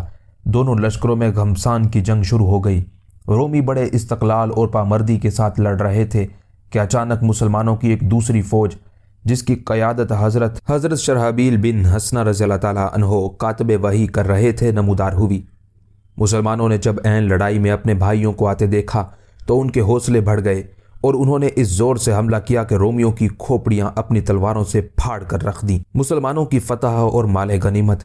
علامہ واقدی رحمۃ اللہ علیہ لکھتے ہیں، مجھے یہ روایت پہنچی ہے کہ اس موقع میں رومیوں کے 8000 فوجی کام آئے، ان کے پورے لشکر کا صفایا ہو گیا، کوئی ایک شخص بھی زندہ نہیں بچا تھا۔ اس کی وجہ یہ تھی کہ تبوک شام سے چونکہ کافی دور پڑتا ہے، اس لیے عربوں نے تعاقب کر کے سب کو تہہ طے کر دیا تھا۔ اس کے بعد مسلمانوں نے ان کا مال، تاتاری گھوڑے، چھوٹے بڑے خیمے اور تمام خزانہ قبضے میں کر لیا، اور پھر شرحبیل رضی اللہ تعالیٰ عنہ کاتب وحی اور ان کے ساتھیوں سے مل گئے اور تمام مال غنیمت جمع کرا دیا اور ایک جگہ پڑاؤ ڈالا۔ حضرت شرحبیل رضی اللہ تعالیٰ عنہ نے تمام مال غنیمت جمع کر لینے کے بعد اس مال کے متعلق حضرت یزید اور حضرت ربیعہ رضی اللہ تعالیٰ عنہم سے مشورہ کیا۔ دونوں حضرات نے اتفاق رائے سے فرمایا کہ یہ مال جو ہم نے رومیوں سے حاصل کیا ہے، اس میں کچھ سامان اور ہتھیاروں کے سوا سب کچھ حضرت ابو بکر صدیق رضی اللہ تعالیٰ عنہ کی خدمت میں بھیج دیا جائے، تاکہ اس مال کو دیکھ کر مسلمانوں کے دل میں جذبہ جہاد پیدا ہو اور مسلمان جوک در جوک اس طرف آئیں۔ چنانچہ سب اس پر برضا و رغبت تیار ہو گئے، اور سوائے اسلحہ اور سامان حرب کے تمام مال غنیمت حضرت شداد بن اوس رضی اللہ تعالیٰ عنہ کی سرکردگی میں 500 سواروں کے ہمراہ خلیفہ رسول صلی اللہ علیہ وآلہ وسلم کی خدمت میں مدینہ منورہ بھیج دیا، تاکہ مسلمانوں کو تقویت حاصل ہو، اور باقی لشکر تبوک کے مقام پر ٹھہرا رہا تاکہ دوسرے لوگ اور باقی جیش بھی ان سے آ کر مل جائیں اور پھر اکٹھے روانہ ہوں۔ علامہ واقدی رحمۃ اللہ علیہ لکھتے ہیں، حضرت شداد بن اوس رضی اللہ تعالیٰ عنہ اپنے ساتھیوں کے ساتھ جب یہ سامان اور مال غنیمت لے کر مدینہ طیبہ پہنچے اور مسلمانوں نے مشرکین کے اموال دیکھے تو انہوں نے بلند آواز سے نعرہ تکبیر اور نعرہ رسالت لگائے۔ حضرت ابو بکر صدیق رضی اللہ تعالیٰ عنہ نے جب لا الہ الا اللہ واللہ اکبر اور بشیر و نذیر آقا حضرت محمد مصطفیٰ صلی اللہ علیہ وآلہ وسلم پر درود و سلام کی ایمان افروز صداؤں سے مدینہ شریف کی فضاؤں کو گونجتا ہوا پایا تو آپ رضی اللہ تعالیٰ عنہ نے نعرہ تکبیر اور نعرہ رسالت کی آوازیں سن کر اس کا سبب دریافت فرمایا۔ لوگوں نے عرض کیا، حضرت شداد بن اوس رضی اللہ تعالیٰ عنہ مال غنیمت لے کر آئے ہیں۔ اب یہ ذکر ہو رہا تھا کہ شداد بن اوس رضی اللہ تعالیٰ عنہ اپنے قافلے کے ساتھ آ پہنچے اور سواریوں سے اتر کر پہلے مسجد میں 2 رکعت نفل پڑھے، پھر نماز سے فارغ ہو کر بارگاہ رسالت میں حاضر ہو کر گنبد خضرا کے مقین کے حضور ہدیہ صلاۃ و سلام پیش کرنے کی سعادت حاصل کی، اور روضہ رسول صلی اللہ علیہ وآلہ وسلم پر اجتماعی حاضری کے بعد حضرت ابو بکر رضی اللہ تعالیٰ عنہ کی خدمت میں حاضر ہوئے اور اسلام کی فتح و نصرت کی مبارکباد دی، اور رومیوں کے ساتھ جو کچھ جنگ میں ہوا وہ تمام قصہ بیان کیا، اور اس سفر جہاد کے متعلق تفصیل کے ساتھ مطلع اور آگاہ کیا۔ حضرت ابو بکر صدیق رضی اللہ تعالیٰ عنہ کا ایک اور لشکر تیار کرنا۔ حضرت ابو بکر صدیق رضی اللہ تعالیٰ عنہ نے اس بریفنگ کے بعد اللہ کے حضور سجدہ شکر ادا کیا اور اس فتح اور کامیابی کو نیک فال تصور فرما کر روم کی جنگ سے حاصل شدہ اس مال غنیمت سے مسلمانوں کا ایک اور لشکر مرتب کیا، اور پھر اس کے بعد آپ نے اہل مکہ کے نام ایک خط تحریر فرمایا اور انہیں جہاد کی دعوت اور ترغیب دی۔ خط کی نقل حسب ذیل ہے۔ حضرت ابو بکر رضی اللہ تعالیٰ عنہ کا اہل مکہ کا خط۔ بسم اللہ الرحمن الرحیم۔ یہ خط ابو بکر عبداللہ عتیق بن ابی قحافہ کی طرف سے اہل مکہ اور اس کے مضافات میں رہنے والے تمام مسلمانوں کے نام ہے۔ السلام علیکم، میں اللہ رب العزت کا حامد اور شاکر ہوں جس کی سوا کوئی عبادت کا مستحق نہیں، اور میں اس کے نبی مکرم حضرت محمد مصطفیٰ صلی اللہ علیہ وآلہ وسلم پر درود پڑھتا ہوں۔ اس کے بعد بات یہ ہے کہ میں نے مسلمانوں کو جہاد اور بلاد شام کو فتح کرنے کے لیے جمع اور تیار کیا ہے۔ میں نے تمہاری طرف بھی لکھا ہے اور دوسرے مسلمانوں کو بھی خطوط روانہ کیے ہیں کہ تم اپنے رب کے حکم کو پورا کرنے کی طرف فوری توجہ دو، اس لیے کہ اللہ کا امر ہے، کوچ کرو ہلکی جان سے چاہے بھاری دل سے، اور اللہ کی راہ میں لڑو اپنے مال اور جان سے، یہ تمہارے لیے بہتر ہے اگر جانو۔ یہ آیت کریمہ تمہارے حق میں نازل ہوئی اور تمہیں اس کے سبب سے زیادہ اہل اور اس کے سب سے پہلے حقدار اور سب سے پہلے اس آیت کی تصدیق کرنا اور اس کے حکم پر عمل کرنا تم پر واجب اور لازم بنتا ہے۔ جو اللہ کے دین کی مدد کرے گا پس اللہ اس کا مددگار ہوگا، اور جس نے بخل سے کام لیا اللہ اس سے بے نیاز ہے اور اللہ غنی اور حمید ہے۔ سو تم دوڑو اس جنت کی طرف جس کے درجات بلند ہے اور اس کے ثمرات و فوائد ان قریب تمہاری جھولی میں گرنے والے ہیں۔ یہ جنت اللہ نے مہاجرین اور انصار مومنین کے لیے تیار کر رکھی ہے، اور ان کے لیے جو اس کی راہ پر چلیں اور اس کے برگزیدہ بندے ہیں۔ اللہ ہمارے لیے کافی ہے اور وہ بہترین کارساز ہے۔ آپ نے اس خط پر رسول اللہ صلی اللہ علیہ وآلہ وسلم کی مہر لگائی اور عبداللہ بن حذافہ کو دے کر روانہ کیا۔ حضرت ابن حذافہ یہ خط لے کر جب مکہ معظمہ پہنچے تو انہوں نے لوگوں کو منادی کر کے بلایا، اور اہل مکہ جب جمع ہو گئے تو آپ نے ان کو یہ خط پیش کیا اور اصحاب رسول صلی اللہ علیہ وآلہ وسلم کے سامنے پڑھا۔ اہل مکہ کا خط سننے کے بعد جذبہ جہاد حضرت ابو بکر صدیق رضی اللہ تعالیٰ عنہ کا یہ خط سن کر سہیل بن عمرو اور حارث بن حشام اور اقرمہ بن ابی جہل رضی اللہ عنہم کھڑے ہوئے اور یک زبان ہو کر کہنے لگے، ہم نے اللہ سبحانہ و تعالیٰ کے حکم کی طرف دعوت دینے والے کی دعوت کو قبول کیا اور اللہ کے رسول محمد مصطفیٰ صلی اللہ علیہ وآلہ وسلم کے قول کی تصدیق کی۔ حارث بن حشام اور اقرمہ بن ابی جہل رضی اللہ تعالیٰ عنہم نے کہا، اللہ کی قسم ہم اللہ کے دین کی مدد اور نصرت سے کبھی پیچھے نہیں رہیں گے۔ آخر کب تک ہم ان لوگوں سے جو ہم پر سبقت لے گئے ہیں پیچھے رہ سکتے ہیں؟ اور یہ درست ہے کہ کچھ حضرات ہم سے پہل کر چکے ہیں اور انہوں نے کچھ کامیابیاں بھی حاصل کر لی ہیں، اور ہم ان سے اس سعادت اور نعمت عظمیٰ کے حاصل کرنے میں پیچھے رہے، مگر اب مزید تاخیر ہمیں نہیں کرنی چاہیے۔ کم از کم ہمارا نام سابقین میں شامل ہونے سے رہ گیا تو لاحقین کی فہرست میں ضرور لکھا جانا چاہیے۔ چنانچہ حضرت اقرمہ بن ابی جہل رضی اللہ تعالیٰ عنہ اپنی قوم بنی مخزوم کے 14 آدمی لے کر نکلے، اور سہیل بن عمرو رضی اللہ تعالیٰ عنہ اپنے قبیلہ بنو عامر کے 40 جوانوں کے ساتھ، جن میں حارث بن حشام رضی اللہ تعالیٰ عنہ بھی تھے، تیار ہو کر آئے۔ ان کے علاوہ مکہ مکرمہ کے بہت سے لوگ ان کے ساتھ مزید آ ملے۔ اس طرح 500 افراد کی ایک جماعت تیار ہو کر مدینہ منورہ کی طرف عازم سفر ہوئی۔ حضرت ابو بکر رضی اللہ تعالیٰ عنہ کا قبیلہ حوازن اور ثقیف کی طرف خط لکھنا۔ حضرت ابو بکر صدیق نے ایک خط قوم حوازن اور ثقیف کو بھی لکھا تھا۔ ان کے 400 آدمی بھی مدینہ طیبہ کی طرف روانہ ہو گئے۔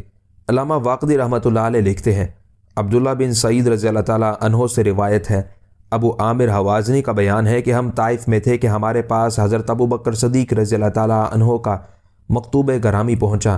وہ نام مبارک جب ہم پر پڑھا گیا تو فوراً حوازن اور ثقیف کے 400 آدمیوں نے آپ کی دعوت پر لبیک کہا اور تیار ہو کر بلا تاخیر نکل پڑے۔ راستے میں مکہ والے اصحاب بھی ہم سے مل گئے، اور اس طرح ہماری تعداد کل 900 ہو گئی، جن میں سے ہر شخص کا یہی دعویٰ تھا کہ رومیوں کے 900 جوانوں کے لیے تو میں اکیلا کافی رہوں گا اور تنہا 900 آدمیوں سے لڑ سکتا ہوں۔ قافلہ رواں دواں ہے، یہاں تک کہ ہم مدینہ طیبہ پہنچے اور بقی میں اترے اور وہاں پڑاؤ کیا۔ یہ بقی مدینہ شریف کا قبرستان ہے جہاں بہت سے صحابہ کرام اور اہل بیت اطہار کے مزارات ہیں۔ نئے لشکر کی شام کی طرف روانگی۔ حضرت صدیق اکبر رضی اللہ تعالیٰ عنہ کو ہماری آمد کی اطلاع کر دی گئی۔ آپ نے حکم دے کر قاصد بھیجا کہ آپ حضرات اس جگہ سے اپنے بھائی شرحبیل بن حسنہ اور یزید بن ابی سفیان اور ربیعہ بن عامر رضی اللہ عنہم جہاں ٹھہرے ہوئے ہیں وہاں اس مقام پر منتقل ہو جائیں۔ یہ حضرات اس وقت مقام جرف میں قیام رکھتے تھے۔ ہم نے وہاں پہنچ کر 20 روز قیام کیا۔ اس دوران میں دوسرے وفود آ کر ہم سے ملتے رہے۔ حضرت شداد بن اوس رضی اللہ تعالیٰ عنہ کا بیان ہے کہ ایک روز حضرت ابو بکر صدیق رضی اللہ تعالیٰ عنہ مہاجرین اور انصار کی ایک جماعت کے ہمراہ ہمارے پاس چھاونی میں تشریف لائے۔ آپ نے تمام قبائل کے درمیان پیدل چلتے ہوئے دورہ فرمایا اور فوج کا جائزہ لیا۔ پھر آپ نے ایک مقام پر کھڑے ہو کر فوج سے خطاب فرمایا، اللہ کی حمد و ثنا بیان کی جو کہ اس کے لائق اور شایان شایان ہے۔ حضرت ابو بکر صدیق رضی اللہ تعالیٰ عنہ کا خطبہ۔ حمد و صلات کے بعد آپ رضی اللہ تعالیٰ عنہ نے فرمایا، لوگو، بے شک اللہ نے مسلمانوں پر جہاں اور فرائض مقرر فرمائے ہیں وہاں ایک فریضہ جہاد بھی ہے جس کا ثواب اللہ کے نزدیک بہت بڑا ہے۔ تمہیں چاہیے کہ اپنی نیتوں کو اچھا کر لو اور ارادوں کو پاک صاف رکھو تاکہ تمہاری نیکیوں میں کثرت اور اضافہ ہو۔ اے اللہ کے بندو، تم اپنے رب کے فریضہ کی ادائیگی اور اپنے نبی مکرم صلی اللہ علیہ وآلہ وسلم کی سنت کی اتباع اور پیروی کرنے میں جلدی کرو۔ تم جس نیک کام کی طرف جا رہے ہو اس میں دو ہی باتیں ہیں اور دونوں ہی خوب ہیں، یعنی فتح یا شہادت۔ اگر تم کو شہادت نصیب ہوئی تو تم اپنے اسلاف سے جا ملتے ہو، اور جو شخص تم میں سے اللہ کی راہ میں جان دے دے گا تو اس کا اجر اللہ کریم و رحیم کے ذمہ کرم پر ہے۔ حضرت ابو بکر صدیق رضی اللہ تعالیٰ عنہ کا حلیہ مبارک۔ عبداللہ بن سعید رضی اللہ تعالیٰ عنہ کہتے ہیں کہ میں نے ابو عامر رضی اللہ تعالیٰ عنہ سے کہا کہ آپ حضرت ابو بکر صدیق رضی اللہ تعالیٰ عنہ کی صورت اور حلیہ مبارک کے بارے میں ہمیں کچھ بتلائیں۔ تو حضرت ابو عامر رضی اللہ تعالیٰ عنہ نے آپ کا وصف بیان کرتے ہوئے فرمایا، حضرت صدیق اکبر رضی اللہ تعالیٰ عنہ گندمی رنگ، دبلے پتلے جسم والے لمبے قد کے مرد تھے، داڑھی مبارک زیادہ بھری اور گھنی نہ تھی۔ بنو کلاب کا جہاد کے لیے آمادہ ہونا۔ ابو عامر رضی اللہ تعالیٰ عنہ کا بیان ہے کہ 400 آدمی حضرت موت سے بھی آئے تھے۔ حضرت ابو بکر صدیق رضی اللہ تعالیٰ عنہ نے روم کی جنگ کے لیے ایک خط حضرت اسید بن مسلمہ قلابی رضی اللہ تعالیٰ عنہ اور بنو قلاب کے نام بھی ارسال فرمایا تھا۔ جب یہ جمع ہو گئے تو حضرت ضحاک بن سفیان بن اوف القلابی رضی اللہ تعالیٰ عنہ نے ان میں کھڑے ہو کر ایک تقریر کی اور قوم قلاب سے مخاطب ہو کر فرمایا، اے حضرات بنو قلاب، اللہ سے ڈرو اور رسول اللہ صلی اللہ علیہ وآلہ وسلم کے خلیفہ کی خدمت میں فوری حاضر ہو جاؤ، اور اس دین کی نصرت کے لیے جو اللہ کی طرف سے اس کے محبوب رسول حضرت محمد صلی اللہ علیہ وآلہ وسلم لے کر مبعوث ہوئے ہیں۔ وہ فوراً اٹھ کھڑے ہوئے۔ یہ سن کر بنو قلاب کا ایک بوڑھا شخص جو کئی مرتبہ ملک شام گیا تھا کھڑا ہوا اور کہنے لگا، ضحاک، تو ہمیں ایک ایسی قوم سے لڑنے پر ابھارتا ہے جن کے پاس عزت ہے، قوت ہے، بے شمار گھوڑے، ہر طرح کا سامان حرب ہے۔ اہل عرب میں اتنی ہمت اور قوت کہاں کہ وہ رومیوں سے مقابلہ کر سکیں، جبکہ ان کی تعداد بھی بہت کم ہے، اور پھر یہ ہیں بھی ضعیف و کمزور، اور رہی صحیح کسر بھوک اور افلاس نے ان کی نکال رکھی ہے۔ حضرت ضحاک بن سفیان رضی اللہ تعالیٰ عنہ نے فرمایا، رسول اللہ صلی اللہ علیہ وآلہ وسلم کو فتوحات فوج کی زیادتی اور سامان جنگ کی کثرت سے حاصل نہیں ہوئی، بلکہ آپ کی فتوحات کا مدار اللہ کے اس دین کے اظہار پر تھا جس کے ساتھ آپ مبعوث ہوئے تھے۔ آپ کو یاد ہوگا کہ جنگ بدر میں رسول اللہ صلی اللہ علیہ وآلہ وسلم کے ساتھ کل 313 آدمی تھے، جنہوں نے قریش کے ان جنگجوؤں سے لڑائی کی جن کے پاس ہر طرح کا اسلحہ موجود تھا۔ ان کی تعداد بھی مسلمانوں سے کئی گنا زیادہ تھی، اور ایک اسی غزوہ بدر پر کیا منحصر ہے۔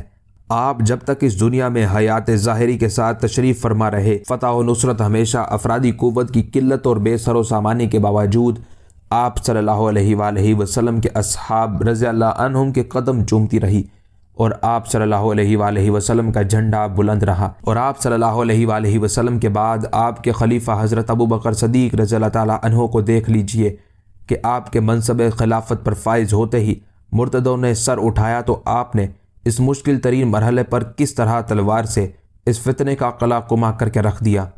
بنو قلاب والو، یاد رکھو، جب تک تم قبیلہ حمیر اور قبیلہ طے کی طرح مسلمانوں کی مدد کے لیے نہیں اٹھو گے، اس وقت تک تم خلیفہ رسول صلی اللہ علیہ وآلہ وسلم اور مسلمانوں کی آنکھ کا تارا بن سکتے ہو، نہ ان کی نگاہ میں عزیز اور قابل ستائش ہو سکتے ہو۔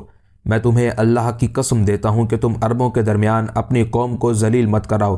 تمہارے پاس دوسروں کی نسبت زیادہ گھوڑے اور اونٹ موجود ہیں، علاوہ ازیں تمہاری نفری بھی اوروں کی بنسبت زیادہ ہے، اور اسلحہ بھی تم دوسروں سے زائد رکھتے ہو۔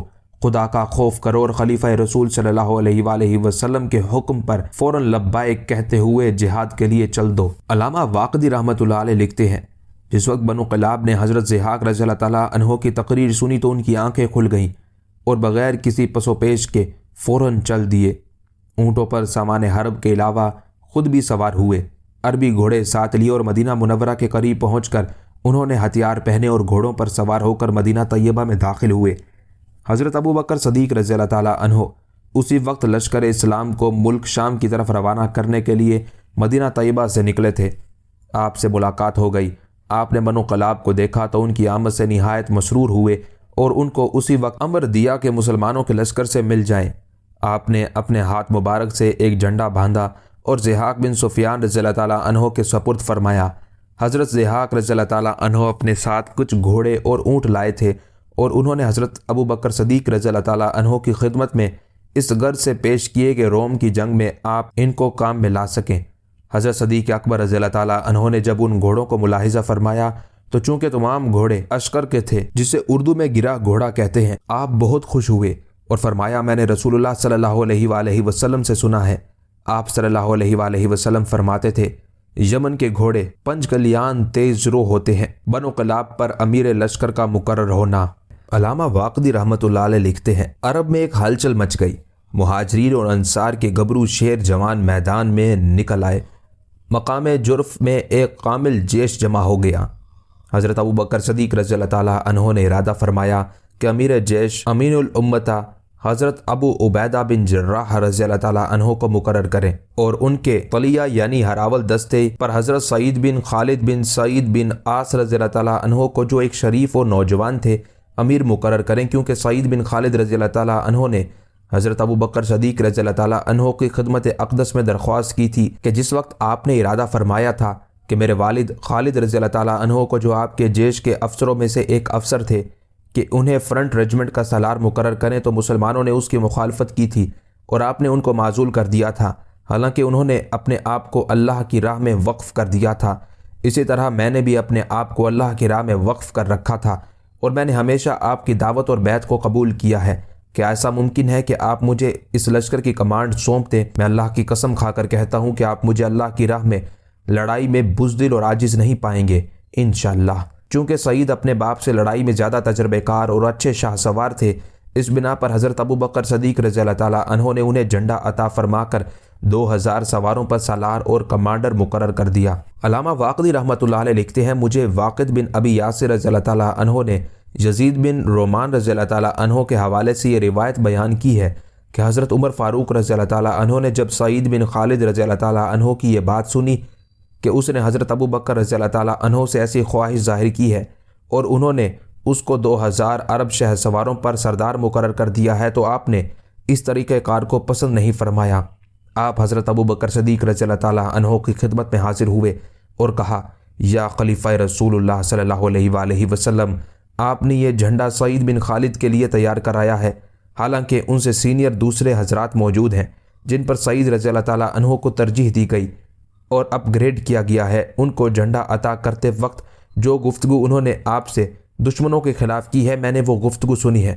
باخدا سعید رضی اللہ تعالیٰ عنہ نے میرے سوا کسی اور کا ارادہ نہیں کیا، واللہ میں نے کبھی اس کے والد کے بارے میں کوئی بات نہیں کی اور نہ کبھی کسی طرح کی اس سے عداوت رکھی ہے۔ حضرت ابوبکر رضی اللہ تعالیٰ عنہ حضرت عمر فاروق رضی اللہ تعالیٰ عنہ سے یہ گفتگو سن کر ایک مخمصے میں مبتلا ہو گئے، کیونکہ آپ کو یہ بھی برا معلوم ہوا کہ سعید بن خالد رضی اللہ تعالیٰ عنہ کو معزول کر دیا جائے، اور یہ بھی ناگوار ہوا کہ حضرت عمر رضی اللہ تعالیٰ عنہ کی رائے کے خلاف ہو۔ ایک تو حضرت عمر فاروق رضی اللہ تعالیٰ عنہ کی آپ کے دل میں محبت، دوسرا ان کا ناصحانہ اور خیر خواہانہ مشورہ، اور تیسرے رسول اللہ صلی اللہ علیہ وآلہ وسلم کے نزدیک ان کی قدر و منزلت اور مقام و مرتبہ کا بلند ہونا آپ رضی اللہ تعالیٰ عنہ کے دل میں آیا، اور اچانک اٹھے اور سیدھے ام المومنین حضرت عائشہ صدیقہ رضی اللہ عنہا کے پاس تشریف لے گئے اور سارا ماجرا ان کو سنایا۔ انہوں نے عرض کیا اے ابا جان، آپ یقیناً جانتے ہیں کہ بے شک حضرت عمر رضی اللہ تعالیٰ عنہ کے پیش نظر ہمیشہ دین کی بہتری ہوتی ہے، اور وہ اپنی بات سے ہمیشہ اللہ رب العالمین کے دین کی خیر خواہی اور بھلائی ہی کا ارادہ فرماتے ہیں۔ عمر رضی اللہ تعالیٰ عنہ کے دل میں کسی مسلمان کے لیے کسی قسم کا بغض نہیں ہے۔ حضرت ابوبکر صدیق رضی اللہ تعالیٰ عنہ نے حضرت عائشہ رضی اللہ تعالیٰ عنہا کا قول قبول کر لیا اور ابو اروی الدوسی کو بلا کر حکم دیا کہ سعید بن خالد رضی اللہ تعالیٰ عنہ کے پاس جاؤ اور ان سے کہو ابوبکر رضی اللہ تعالیٰ عنہ کہتے ہیں کہ ہم نے جو جھنڈا آپ کو دیا تھا وہ ہمیں واپس لوٹا دو۔ حضرت عبداللہ بن عمر رضی اللہ تعالیٰ عنہ بیان کرتے ہیں کہ میں بھی اس لشکر میں تھا۔ سعید بن خالد رضی اللہ تعالیٰ عنہ مقام جرف میں ہمیں نماز پڑھا رہے تھے جب ابو اروی الدوسی پہنچے اور حضرت ابوبکر صدیق رضی اللہ تعالیٰ عنہ کا حکم سنایا۔ سعید رضی اللہ تعالیٰ عنہ نے فوراً وہ جھنڈا واپس کر دیا اور کہنے لگے اللہ کی قسم میں خدمت دین میں اپنے آپ کو وقف کر چکا ہوں، باخدا میں حضرت ابوبکر صدیق رضی اللہ تعالیٰ عنہ کے علم کے نیچے جہاں کہیں اور جس کے ہاتھ میں ہوگا اللہ کی راہ میں دل و جان سے لڑوں گا۔ حضرت عمرو بن عاص رضی اللہ تعالیٰ عنہ کی تقرری۔ علامہ واقدی رحمۃ اللہ علیہ لکھتے ہیں حضرت ابوبکر صدیق رضی اللہ تعالیٰ عنہ اس فکر میں سرگرداں تھے کہ حضرت ابو عبیدہ بن جراح رضی اللہ تعالیٰ عنہ کے مقدمۃ الجیش کا سردار کس کو مقرر کیا جائے کہ اتنے میں حضرت سہیل بن عمر، حضرت اکرمہ بن ابی جہل اور حضرت حارث بن حشام رضی اللہ عنہم اسلحے سے مسلح ہو کر پہنچ گئے۔ یہ حضرات خواہش مند تھے کہ حضرت صدیق اکبر رضی اللہ تعالیٰ عنہ فوج کا علم ان کے سپرد کر دیں۔ آپ نے جب ان کی خواہشات کا اندازہ فرمایا تو حضرت عمر فاروق رضی اللہ تعالیٰ عنہ سے مشورہ کیا۔ آپ نے رائے دی کہ اس کی کوئی سبیل نہیں ہے۔ حارث بن حشام رضی اللہ تعالیٰ عنہ حضرت عمر رضی اللہ تعالیٰ عنہ کی طرف متوجہ ہو کر کہنے لگے، اے ابو حفص، اسلام سے قبل سے آپ ہمارے لیے شمشیر براں تھے۔ اب جب کہ اللہ تبارک و تعالیٰ نے ہمیں اپنے دین کی ہدایت نصیب فرما دی ہے، تب بھی آپ قرابت اور رشتہ داری کا کوئی لحاظ نہیں فرماتے، حالانکہ اللہ نے صلہ رحمی اور قرابت داری کا حکم فرمایا ہے۔ آپ رضی اللہ تعالیٰ عنہ نے جواب دیا، ہم اس معاملے میں ان لوگوں کو آگے لائیں گے جو اسلام لانے میں سابق اور مقدم ہیں۔ سہیل بن عمرو رضی اللہ تعالیٰ عنہ نے کہا، اگر آپ اسلام لانے میں سبقت کرنے والوں کو مقدم رکھنا چاہتے ہیں تو باخدا ہم آپ کی نافرمانی ہرگز نہیں کریں گے۔ ہم نے ایام جاہلیت میں رسول اللہ صلی اللہ علیہ وآلہ وسلم کے خلاف جنگ میں جتنا مال خرچ کیا تھا، اب ہم اللہ کی راہ میں اس سے دگنا خرچ کریں گے، اور جتنی مرتبہ رسول اللہ صلی اللہ علیہ وآلہ وسلم کے مقابلے میں نکل کر آئے اور ٹھہرے، اب اللہ کے دشمنوں کے مقابلے میں اس سے بدرجہ زیادہ جم کر لڑیں گے۔ اقرمہ بن ابی جہل نے کہا، لوگو، میں تمہیں خدا کی قسم کھا کر یقین دلاتا ہوں، میں نے اپنی جان اللہ کی راہ میں وقف کر دی ہے اور اپنے نفس کو اس کی راہ میں قید کر چکا ہوں۔ میں، میرے ساتھی، اولاد اور میرا مال سب کچھ اللہ کے راستے میں وقف ہیں۔ ہم کبھی جہاد سے اعراض نہیں کریں گے۔ حضرت ابو بکر صدیق رضی اللہ تعالیٰ عنہ نے ان کے جذبہ جہاد اور غیرت دینی اور قوت ایمانی کو دیکھ کر انہیں یہ دعا دی، اے اللہ، تو ان کو ان کی امیدوں سے بھی زیادہ اعلیٰ مرتبے پر پہنچا اور ان کے اعمال سے بڑا ان کو اجر و ثواب عطا فرما۔ اس کے بعد آپ نے عمرو بن عاص بن وائل سہمی رضی اللہ تعالیٰ عنہ کو بلا کر علم ان کے سپرد کیا اور فرمایا، میں مکہ مکرمہ، ثقیف، طائف، حوازن، بنو قلاب اور حضر موت کی افواج پر تمہیں امیر مقرر کرتا ہوں۔ تم فلسطین پہنچ کر ابو عبیدہ بن جراح رضی اللہ تعالیٰ عنہ کو لکھو کہ اگر تمہیں کمک کی ضرورت ہو تو میں موجود ہوں۔ تم کوئی کام ابو عبیدہ رضی اللہ تعالیٰ عنہ کے مشورے کے بغیر ہرگز نہ کرنا۔ اب تم رخصت ہو جاؤ، اللہ رب العزت تمہارے اور ان کے ارادے پورے فرمائے اور اس میں برکت عطا فرمائے۔ عمرو بن عاص رضی اللہ تعالیٰ عنہ حضرت عمر فاروق رضی اللہ تعالیٰ عنہ کے پاس آئے اور کہنے لگے، آپ دشمنوں پر میری سختی اور جہاد میں میرے صبر و استقلال سے خوب واقف ہیں۔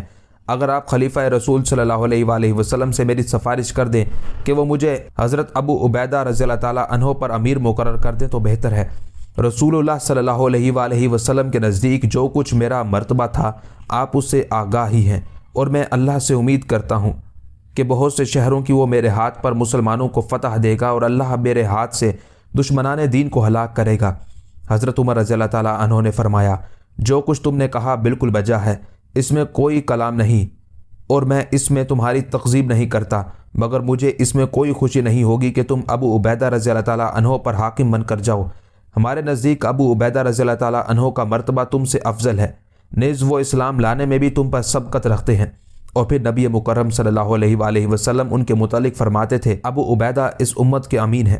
حضرت عمرو بن عاص رضی اللہ تعالیٰ عنہ کہنے لگے، اگر میں ان کا امیر بنا دیا جاؤں تو اس سے ان کی کثر شان لازم آتی ہے، اور نہ میرے سپہ سالار اعظم بن جانے سے ان کی قدر و منزلت میں کوئی کمی واقع ہوگی۔ حضرت عمر رضی اللہ تعالیٰ عنہ نے فرمایا، افسوس ہے عمرو، تو دنیا کے جاہ و مرتبے کا طالب ہے، خدا کا خوف کر اور دنیاوی شرف اور مرتبے کی بجائے آخرت کے شرف و بزرگی کا طالب بن اور صرف اللہ کی خوشنودی اور رضا کو چاہنے والا ہو۔ عمرو بن عاص نے کہا، آپ نے جو کچھ فرمایا ہے حق یہی ہے۔ پھر عمرو بن عاص رضی اللہ تعالیٰ عنہ نے فوج کو چلنے کا حکم دیا۔ فوج آپ کے زیر کمان تھی۔ اہل مکہ کا دستہ سب سے آگے تھا اور اس کے پیچھے بنو قلاب، الاضاحی، حوازن اور ثقیف کی الگ ترتیب صف بندیاں تھیں۔ مہاجرین و انصار کا جیش اس لیے ٹھہرا رہا کہ وہ حضرت ابو عبیدہ بن جراح رضی اللہ تعالیٰ عنہ کی قیادت میں جانا تھا۔ عمرو بن عاص رضی اللہ تعالیٰ عنہ نے اپنے مقدمۃ الجیش ہراول دستے کی کمانڈ سعید بن خالد رضی اللہ تعالیٰ عنہ کو سونپی تھی۔ حضرت ابو بکر رضی اللہ تعالیٰ عنہ کی وقت روانگی لشکر کو نصیحت۔ حضرت ابو دردہ رضی اللہ تعالیٰ عنہ بیان کرتے ہیں کہ حضرت عمرو بن عاص رضی اللہ تعالیٰ عنہ کے ہمراہ ان کے جیش میں بھی موجود تھا۔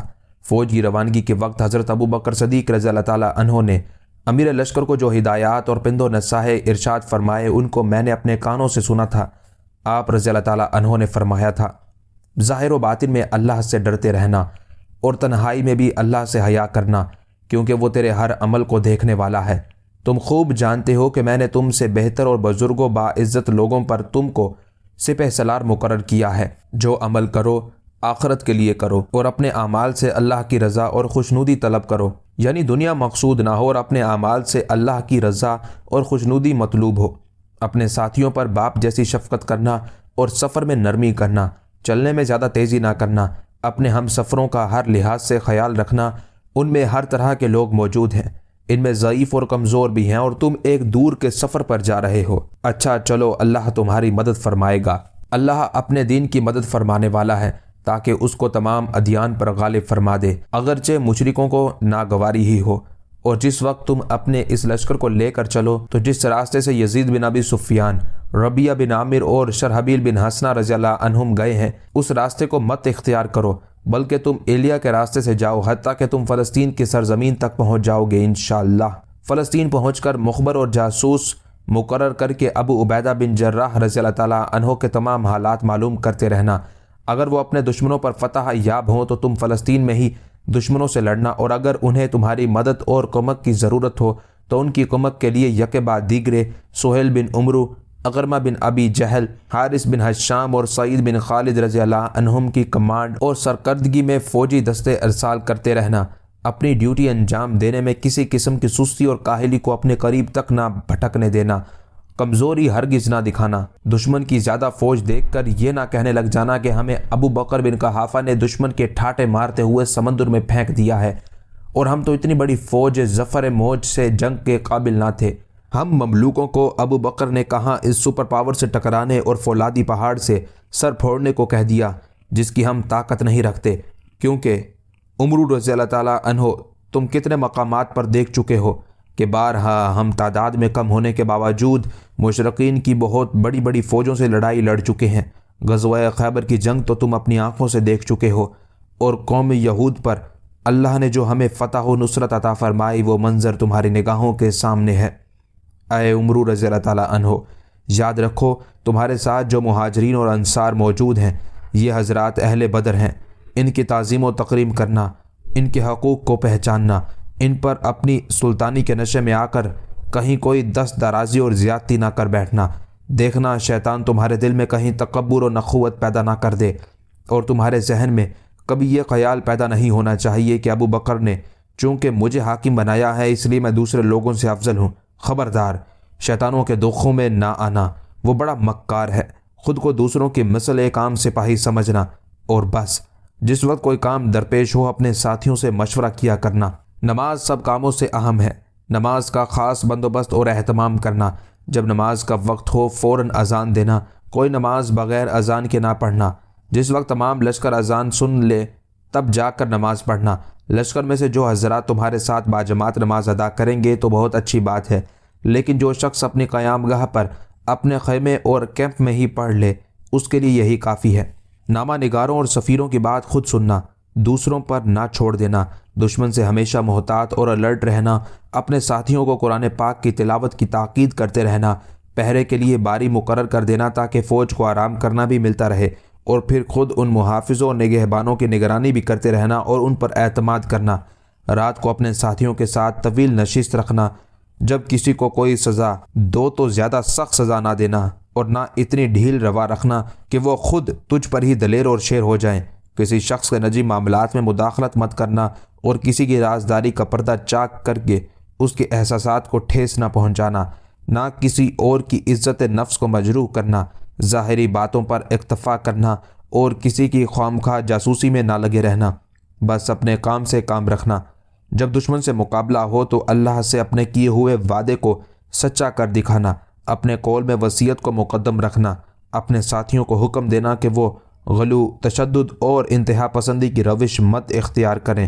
اگر کوئی ایسا کرے تو اس پر تادیبی کارروائی کرنا، اپنے ساتھیوں کو بریفنگ دو اور نصیحت کرو تو اختصار ملحوظ خاطر رہے۔ اپنے نفس کی اصلاح کرو گے تو پھر ہی دوسروں کی اصلاح ہوگی، یعنی اپنے اچھے کردار سے اصلاحات کو مؤثر بنانے کی کوشش کرنا۔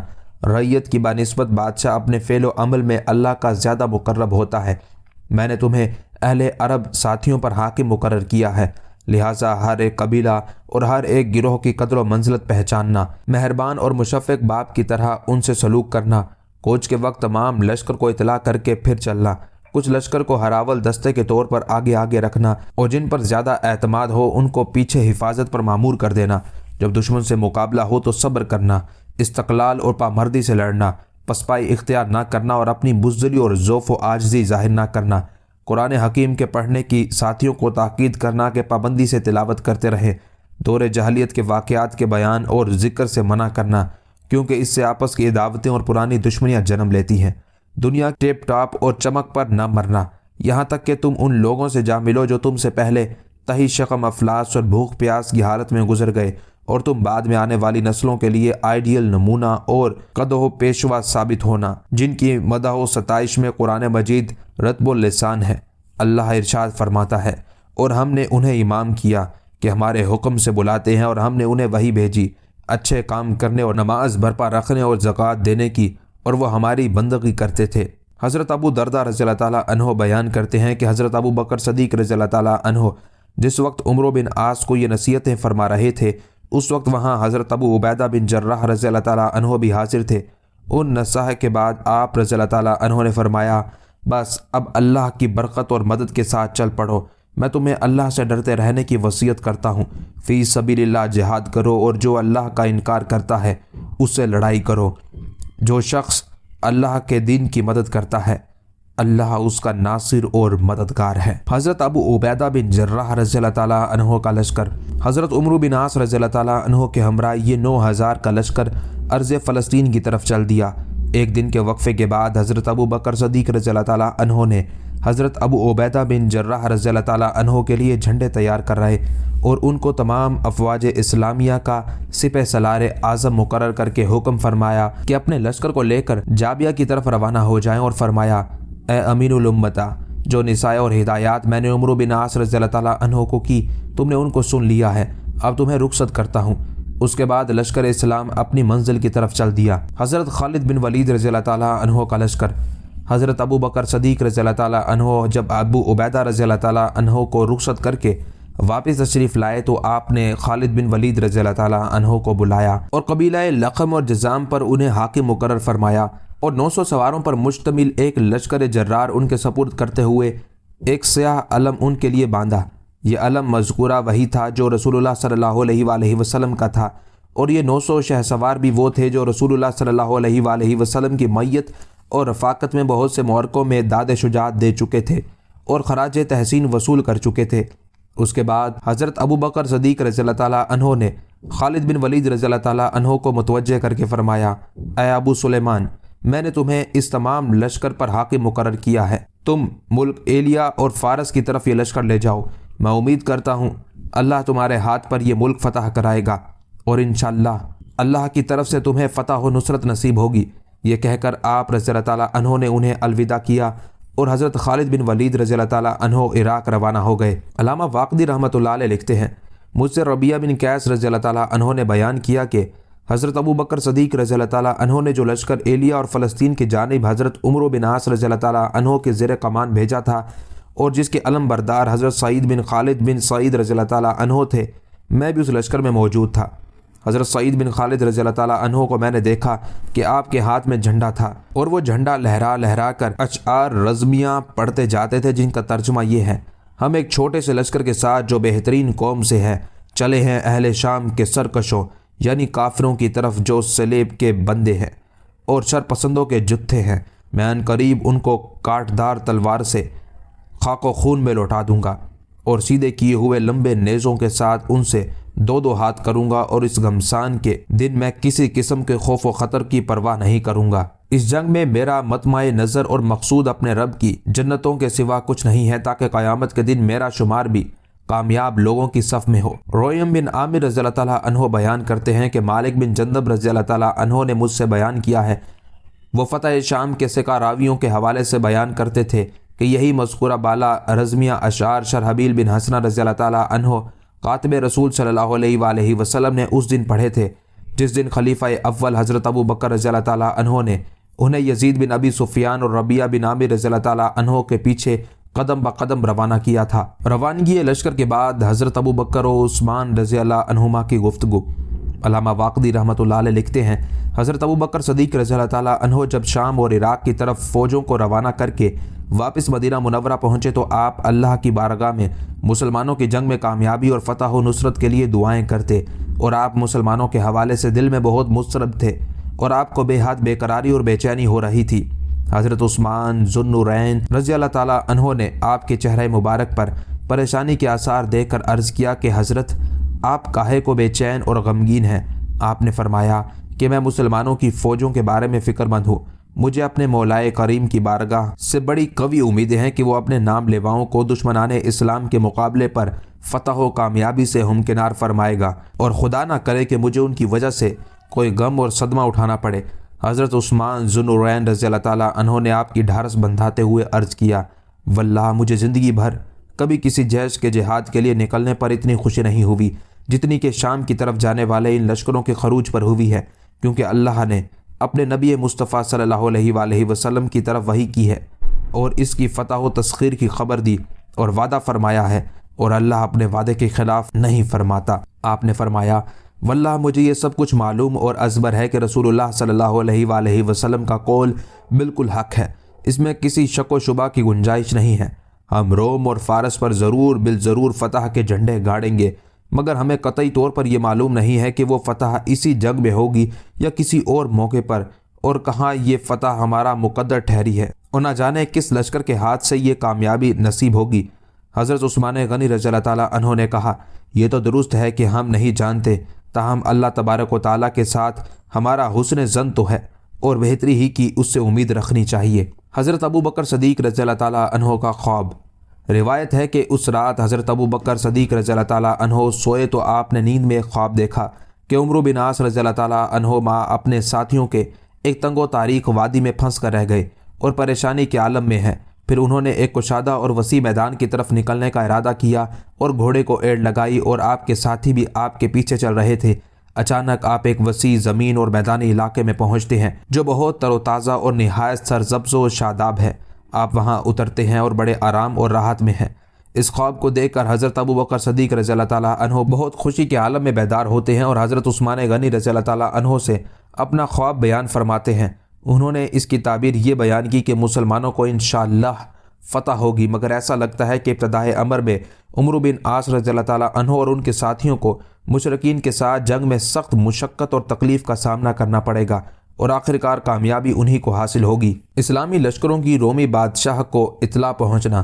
علامہ واقدی رحمۃ اللہ علیہ لکھتے ہیں، زمانہ جاہلیت اور زمانہ اسلام میں برابر یہ معمول رہا کہ بیوپاری اور سوداگر پیشہ لوگ ملک شام سے گندم، جو، انجیر، روغن زیتون، کشمش، منقع، کپڑا اور شام کے ملک میں پیدا ہونے والی دیگر اشیاء لا کر مدینہ طیبہ میں بھیجتے تھے۔ جس زمانے میں حضرت ابو بکر صدیق رضی اللہ تعالیٰ عنہ لوگوں کو جنگ کے لیے آمادہ کر کے فوجوں اور لشکروں کو ترتیب دے کر مختلف جہات عالم میں روانہ کر رہے تھے، اس وقت بھی یہ بیرونی تاجر مدینہ منورہ آئے ہوئے تھے۔ ایلیا اور فلسطین کے متعلق حضرت ابو بکر صدیق رضی اللہ تعالیٰ عنہ نے حضرت عمرو بن عاص رضی اللہ تعالیٰ عنہ کو جو احکام صادر فرمائے تھے، تاجروں نے بھی سنے تھے۔ انہوں نے جا کر یہ تمام حالات اور قوائف بادشاہ روم ہرقل کے گوش گزار کر دیے۔ نیز جنگ تبوک جس میں مشرکین کو اہل اسلام کے ہاتھوں شکست ہوئی تھی، سب واقعات اور تفصیلات سے ہرقل کو آگاہ کر دیا۔ ہرقل نے تمام ارکان دولت، فوج کے سربراہان اور پادریوں کی کانفرنس بلائی اور ان سے میٹنگ کر کے اس خبر سے مطلع کیا اور کہا، بادشاہ ہرقل کا اپنی قوم سے مشورہ، اے بنی اصفر، یہ وہ نوشتۂ دیوار ہے جس کی خبر میں بہت مدت پہلے تم کو دیتا آ رہا ہوں کہ اس نبی صلی اللہ علیہ وآلہ وسلم کے اصحاب ضرور میرے قلم رو میں جو کچھ ہے سب کچھ چھین لیں گے اور میرے تخت و تاج کے وہ مالک بن جائیں گے، اور وہ وقت بہت قریب آ لگا ہے۔ تمہارے ساتھی تبوک کی سرزمین میں قتل کر دیے گئے ہیں۔ محمد صلی اللہ علیہ وآلہ وسلم کے خلیفہ ابو بکر رضی اللہ تعالیٰ عنہ نے تمہاری طرف لشکروں کو روانہ کر دیا ہے، اور اسے گویا پہنچا ہی سمجھو۔ اس وقت تم اپنی خودی کے محافظ اور پاسبان بن جاؤ، اپنے دین اور شریعت، اہل و عیال اور جان و مال کے دفاع کے لیے جان کی بازی لگا دو۔ اگر اس وقت تم نے سستی دکھائی تو پھر عرب تمہارے ملک اور ملک کے مالک ہوں گے۔ یہ سن کر تمام کی تمام قوم نے تبوک میں مارے جانے والوں کو یاد کر کے رونا شروع کر دیا۔ ہرقل بادشاہ نے ان سے کہا، رونا چھوڑو، یہ عورتوں کا کام ہوتا ہے، مرد بنو اور اجنادین کے مقام پر اپنی فوجوں کو جمع کرو۔ ہرقل کے وزیر نے کہا، ہماری خواہش ہے کہ آپ ہمارے روبرو ان لوگوں کو بلا کر جنہوں نے آپ کو رپورٹ دی ہے پوچھیں۔ ہرقل نے حکم دیا اور ایک سپاہی گیا اور وہ ایک نصرانی عربی کو جس کا تعلق قبیلہ لخم سے تھا اور وہ خبریں لایا تھا اس کو بلا لایا۔ ہرقل نے دریافت کیا تجھے مدینہ چھوڑے ہوئے کتنے دن ہوئے ہیں؟ اس نے کہا 25 دن۔ ہرقل نے کہا مسلمانوں کا والی کون شخص ہے؟ نصرانی نے کہا ابو بکر نام کا ایک مرد ہے، انہوں نے ایک لشکر تیار کر کے تمہارے ملک کی طرف روانہ کیا ہے، میں نے ان لوگوں کو اچھی طرح دیکھا ہے، بڑے زیرک اور جفا کش لوگ ہیں۔ ہرقل نے پوچھا کہ تم نے ابو بکر رضی اللہ تعالیٰ عنہ کو بھی دیکھا ہے یا نہیں؟ اس نے کہا ہاں دیکھا ہے، انہوں نے تو خود مجھ سے ایک بڑی چادر 4 درہم میں خرید کر اپنے کندھوں پر ڈالی تھی، اور میں نے دیکھا کہ وہ ایک عام آدمی کی طرح بلا کسی امتیاز کے صرف 2 کپڑوں میں ملبوس بازاروں کا راؤنڈ لگاتے ہیں اور لوگوں میں گھل مل کر ان کے مسائل دریافت کرتے ہیں اور طاقتور سے ضعیف کا حق اس کو دلاتے ہیں۔ حقوق کے معاملے میں قوی اور ضعیف ان کے نزدیک مساوی حیثیت رکھتے ہیں۔ ہرقل نے کہا ان کا حلیہ کیسا ہے؟ نصرانی نے کہا وہ دراز قد آدمی ہے، رنگ گندمی ہے، رخسار ہلکے ہیں، پر گوشت نہیں، انگلیوں کے جوڑ کشادہ ہیں اور آپ کے سامنے والے دانت نہایت خوبصورت ہیں۔ ہرقل یہ سن کر ہنس پڑا اور کہا یہ تو وہی محمد صلی اللہ علیہ وآلہ وسلم کے صحابی اور خلیفہ ہیں جن کا ذکر ہم نے اپنی کتابوں میں لکھا ہوا دیکھا ہے کہ آپ صلی اللہ علیہ وآلہ وسلم کے بعد امر خلافت ایسے شخص کے سپرد ہوگا۔ نیز ہماری کتابوں میں یہ بھی موجود ہے کہ ان کے بعد جو دوسرا شخص منصب خلافت پر فائز ہوگا وہ موٹی موٹی خوبصورت سیاہ آنکھوں والا، لمبے قد کا، گندمی رنگ کا، ببر شیر جیسا مرد ہوگا اور اس کے ہاتھوں پر فتوحات ہوں گی اور دشمنوں کی جلا وطنی ہوگی۔ نصرانی ہرقل کی بات سن کر ہکا بکا رہ گیا اور بولا آپ نے جو اوصاف بیان کیے ہیں میں نے انہی خد و خال اور چال کمال کا آدمی ان کے ساتھ دیکھا ہے اور وہ ان کے ساتھ ہی رہتا ہے، کبھی ان سے جدا نہیں ہوتا۔ ہرقل نے کہا مجھے کامل یقین ہو گیا ہے، میں نے پہلے ہی رومیوں کو رشد و ہدایت اور کامیابی و فلاح کے راستے کی طرف بلایا، مگر میری بات کو درخور اعتنا نہ لاتے ہوئے اس ناصحانہ دعوت کو انہوں نے ٹھکرا دیا اور اطاعت سے انکار کر دیا۔ اب رومی بہت جلد سعودیہ سے نکال دیے جائیں گے۔ اس کے بعد ہرقل نے ایک سونے کی صلیب بنا کر قائد جیش روبیس کو دی اور کہا کہ میں اپنے تمام لشکر پر تجھے سپہ سالار مقرر کرتا ہوں، تو فوراً لشکر اسلام تک پہنچ اور فلسطین کو ان کے قبضہ و تصرف سے روک دے، کیونکہ یہ ایک بہت خوبصورت اور سرسبز و شاداب شہر ہے، بلکہ ہماری عزت و جاہ اور سلطنت اسی کی بدولت ہے۔ روبیس اسی دن لشکر تیار کر کے اجنادین کی طرف روانہ ہو گیا اور جیش روم بھی ان کے پیچھے تھا۔ عمرو بن عاص بھی فلسطین پہنچ گئے اور یہاں پر اس پارٹ کا اختتام ہو جاتا ہے۔ باقی انشاءاللہ اگلے پارٹ میں جن دوستوں نے ڈیجیٹل اردو لائبریری چینل کو ابھی تک سبسکرائب نہیں کیا وہ سبسکرائب کر لیں اور ساتھ میں موجود بیل کے بٹن کو بھی دبا دیں تاکہ ہر نئے آنے والی ویڈیو کا نوٹیفیکیشن آپ کو بر وقت مل سکے۔ اپنا خیال رکھیے گا۔ والسلام، اللہ نگہبان۔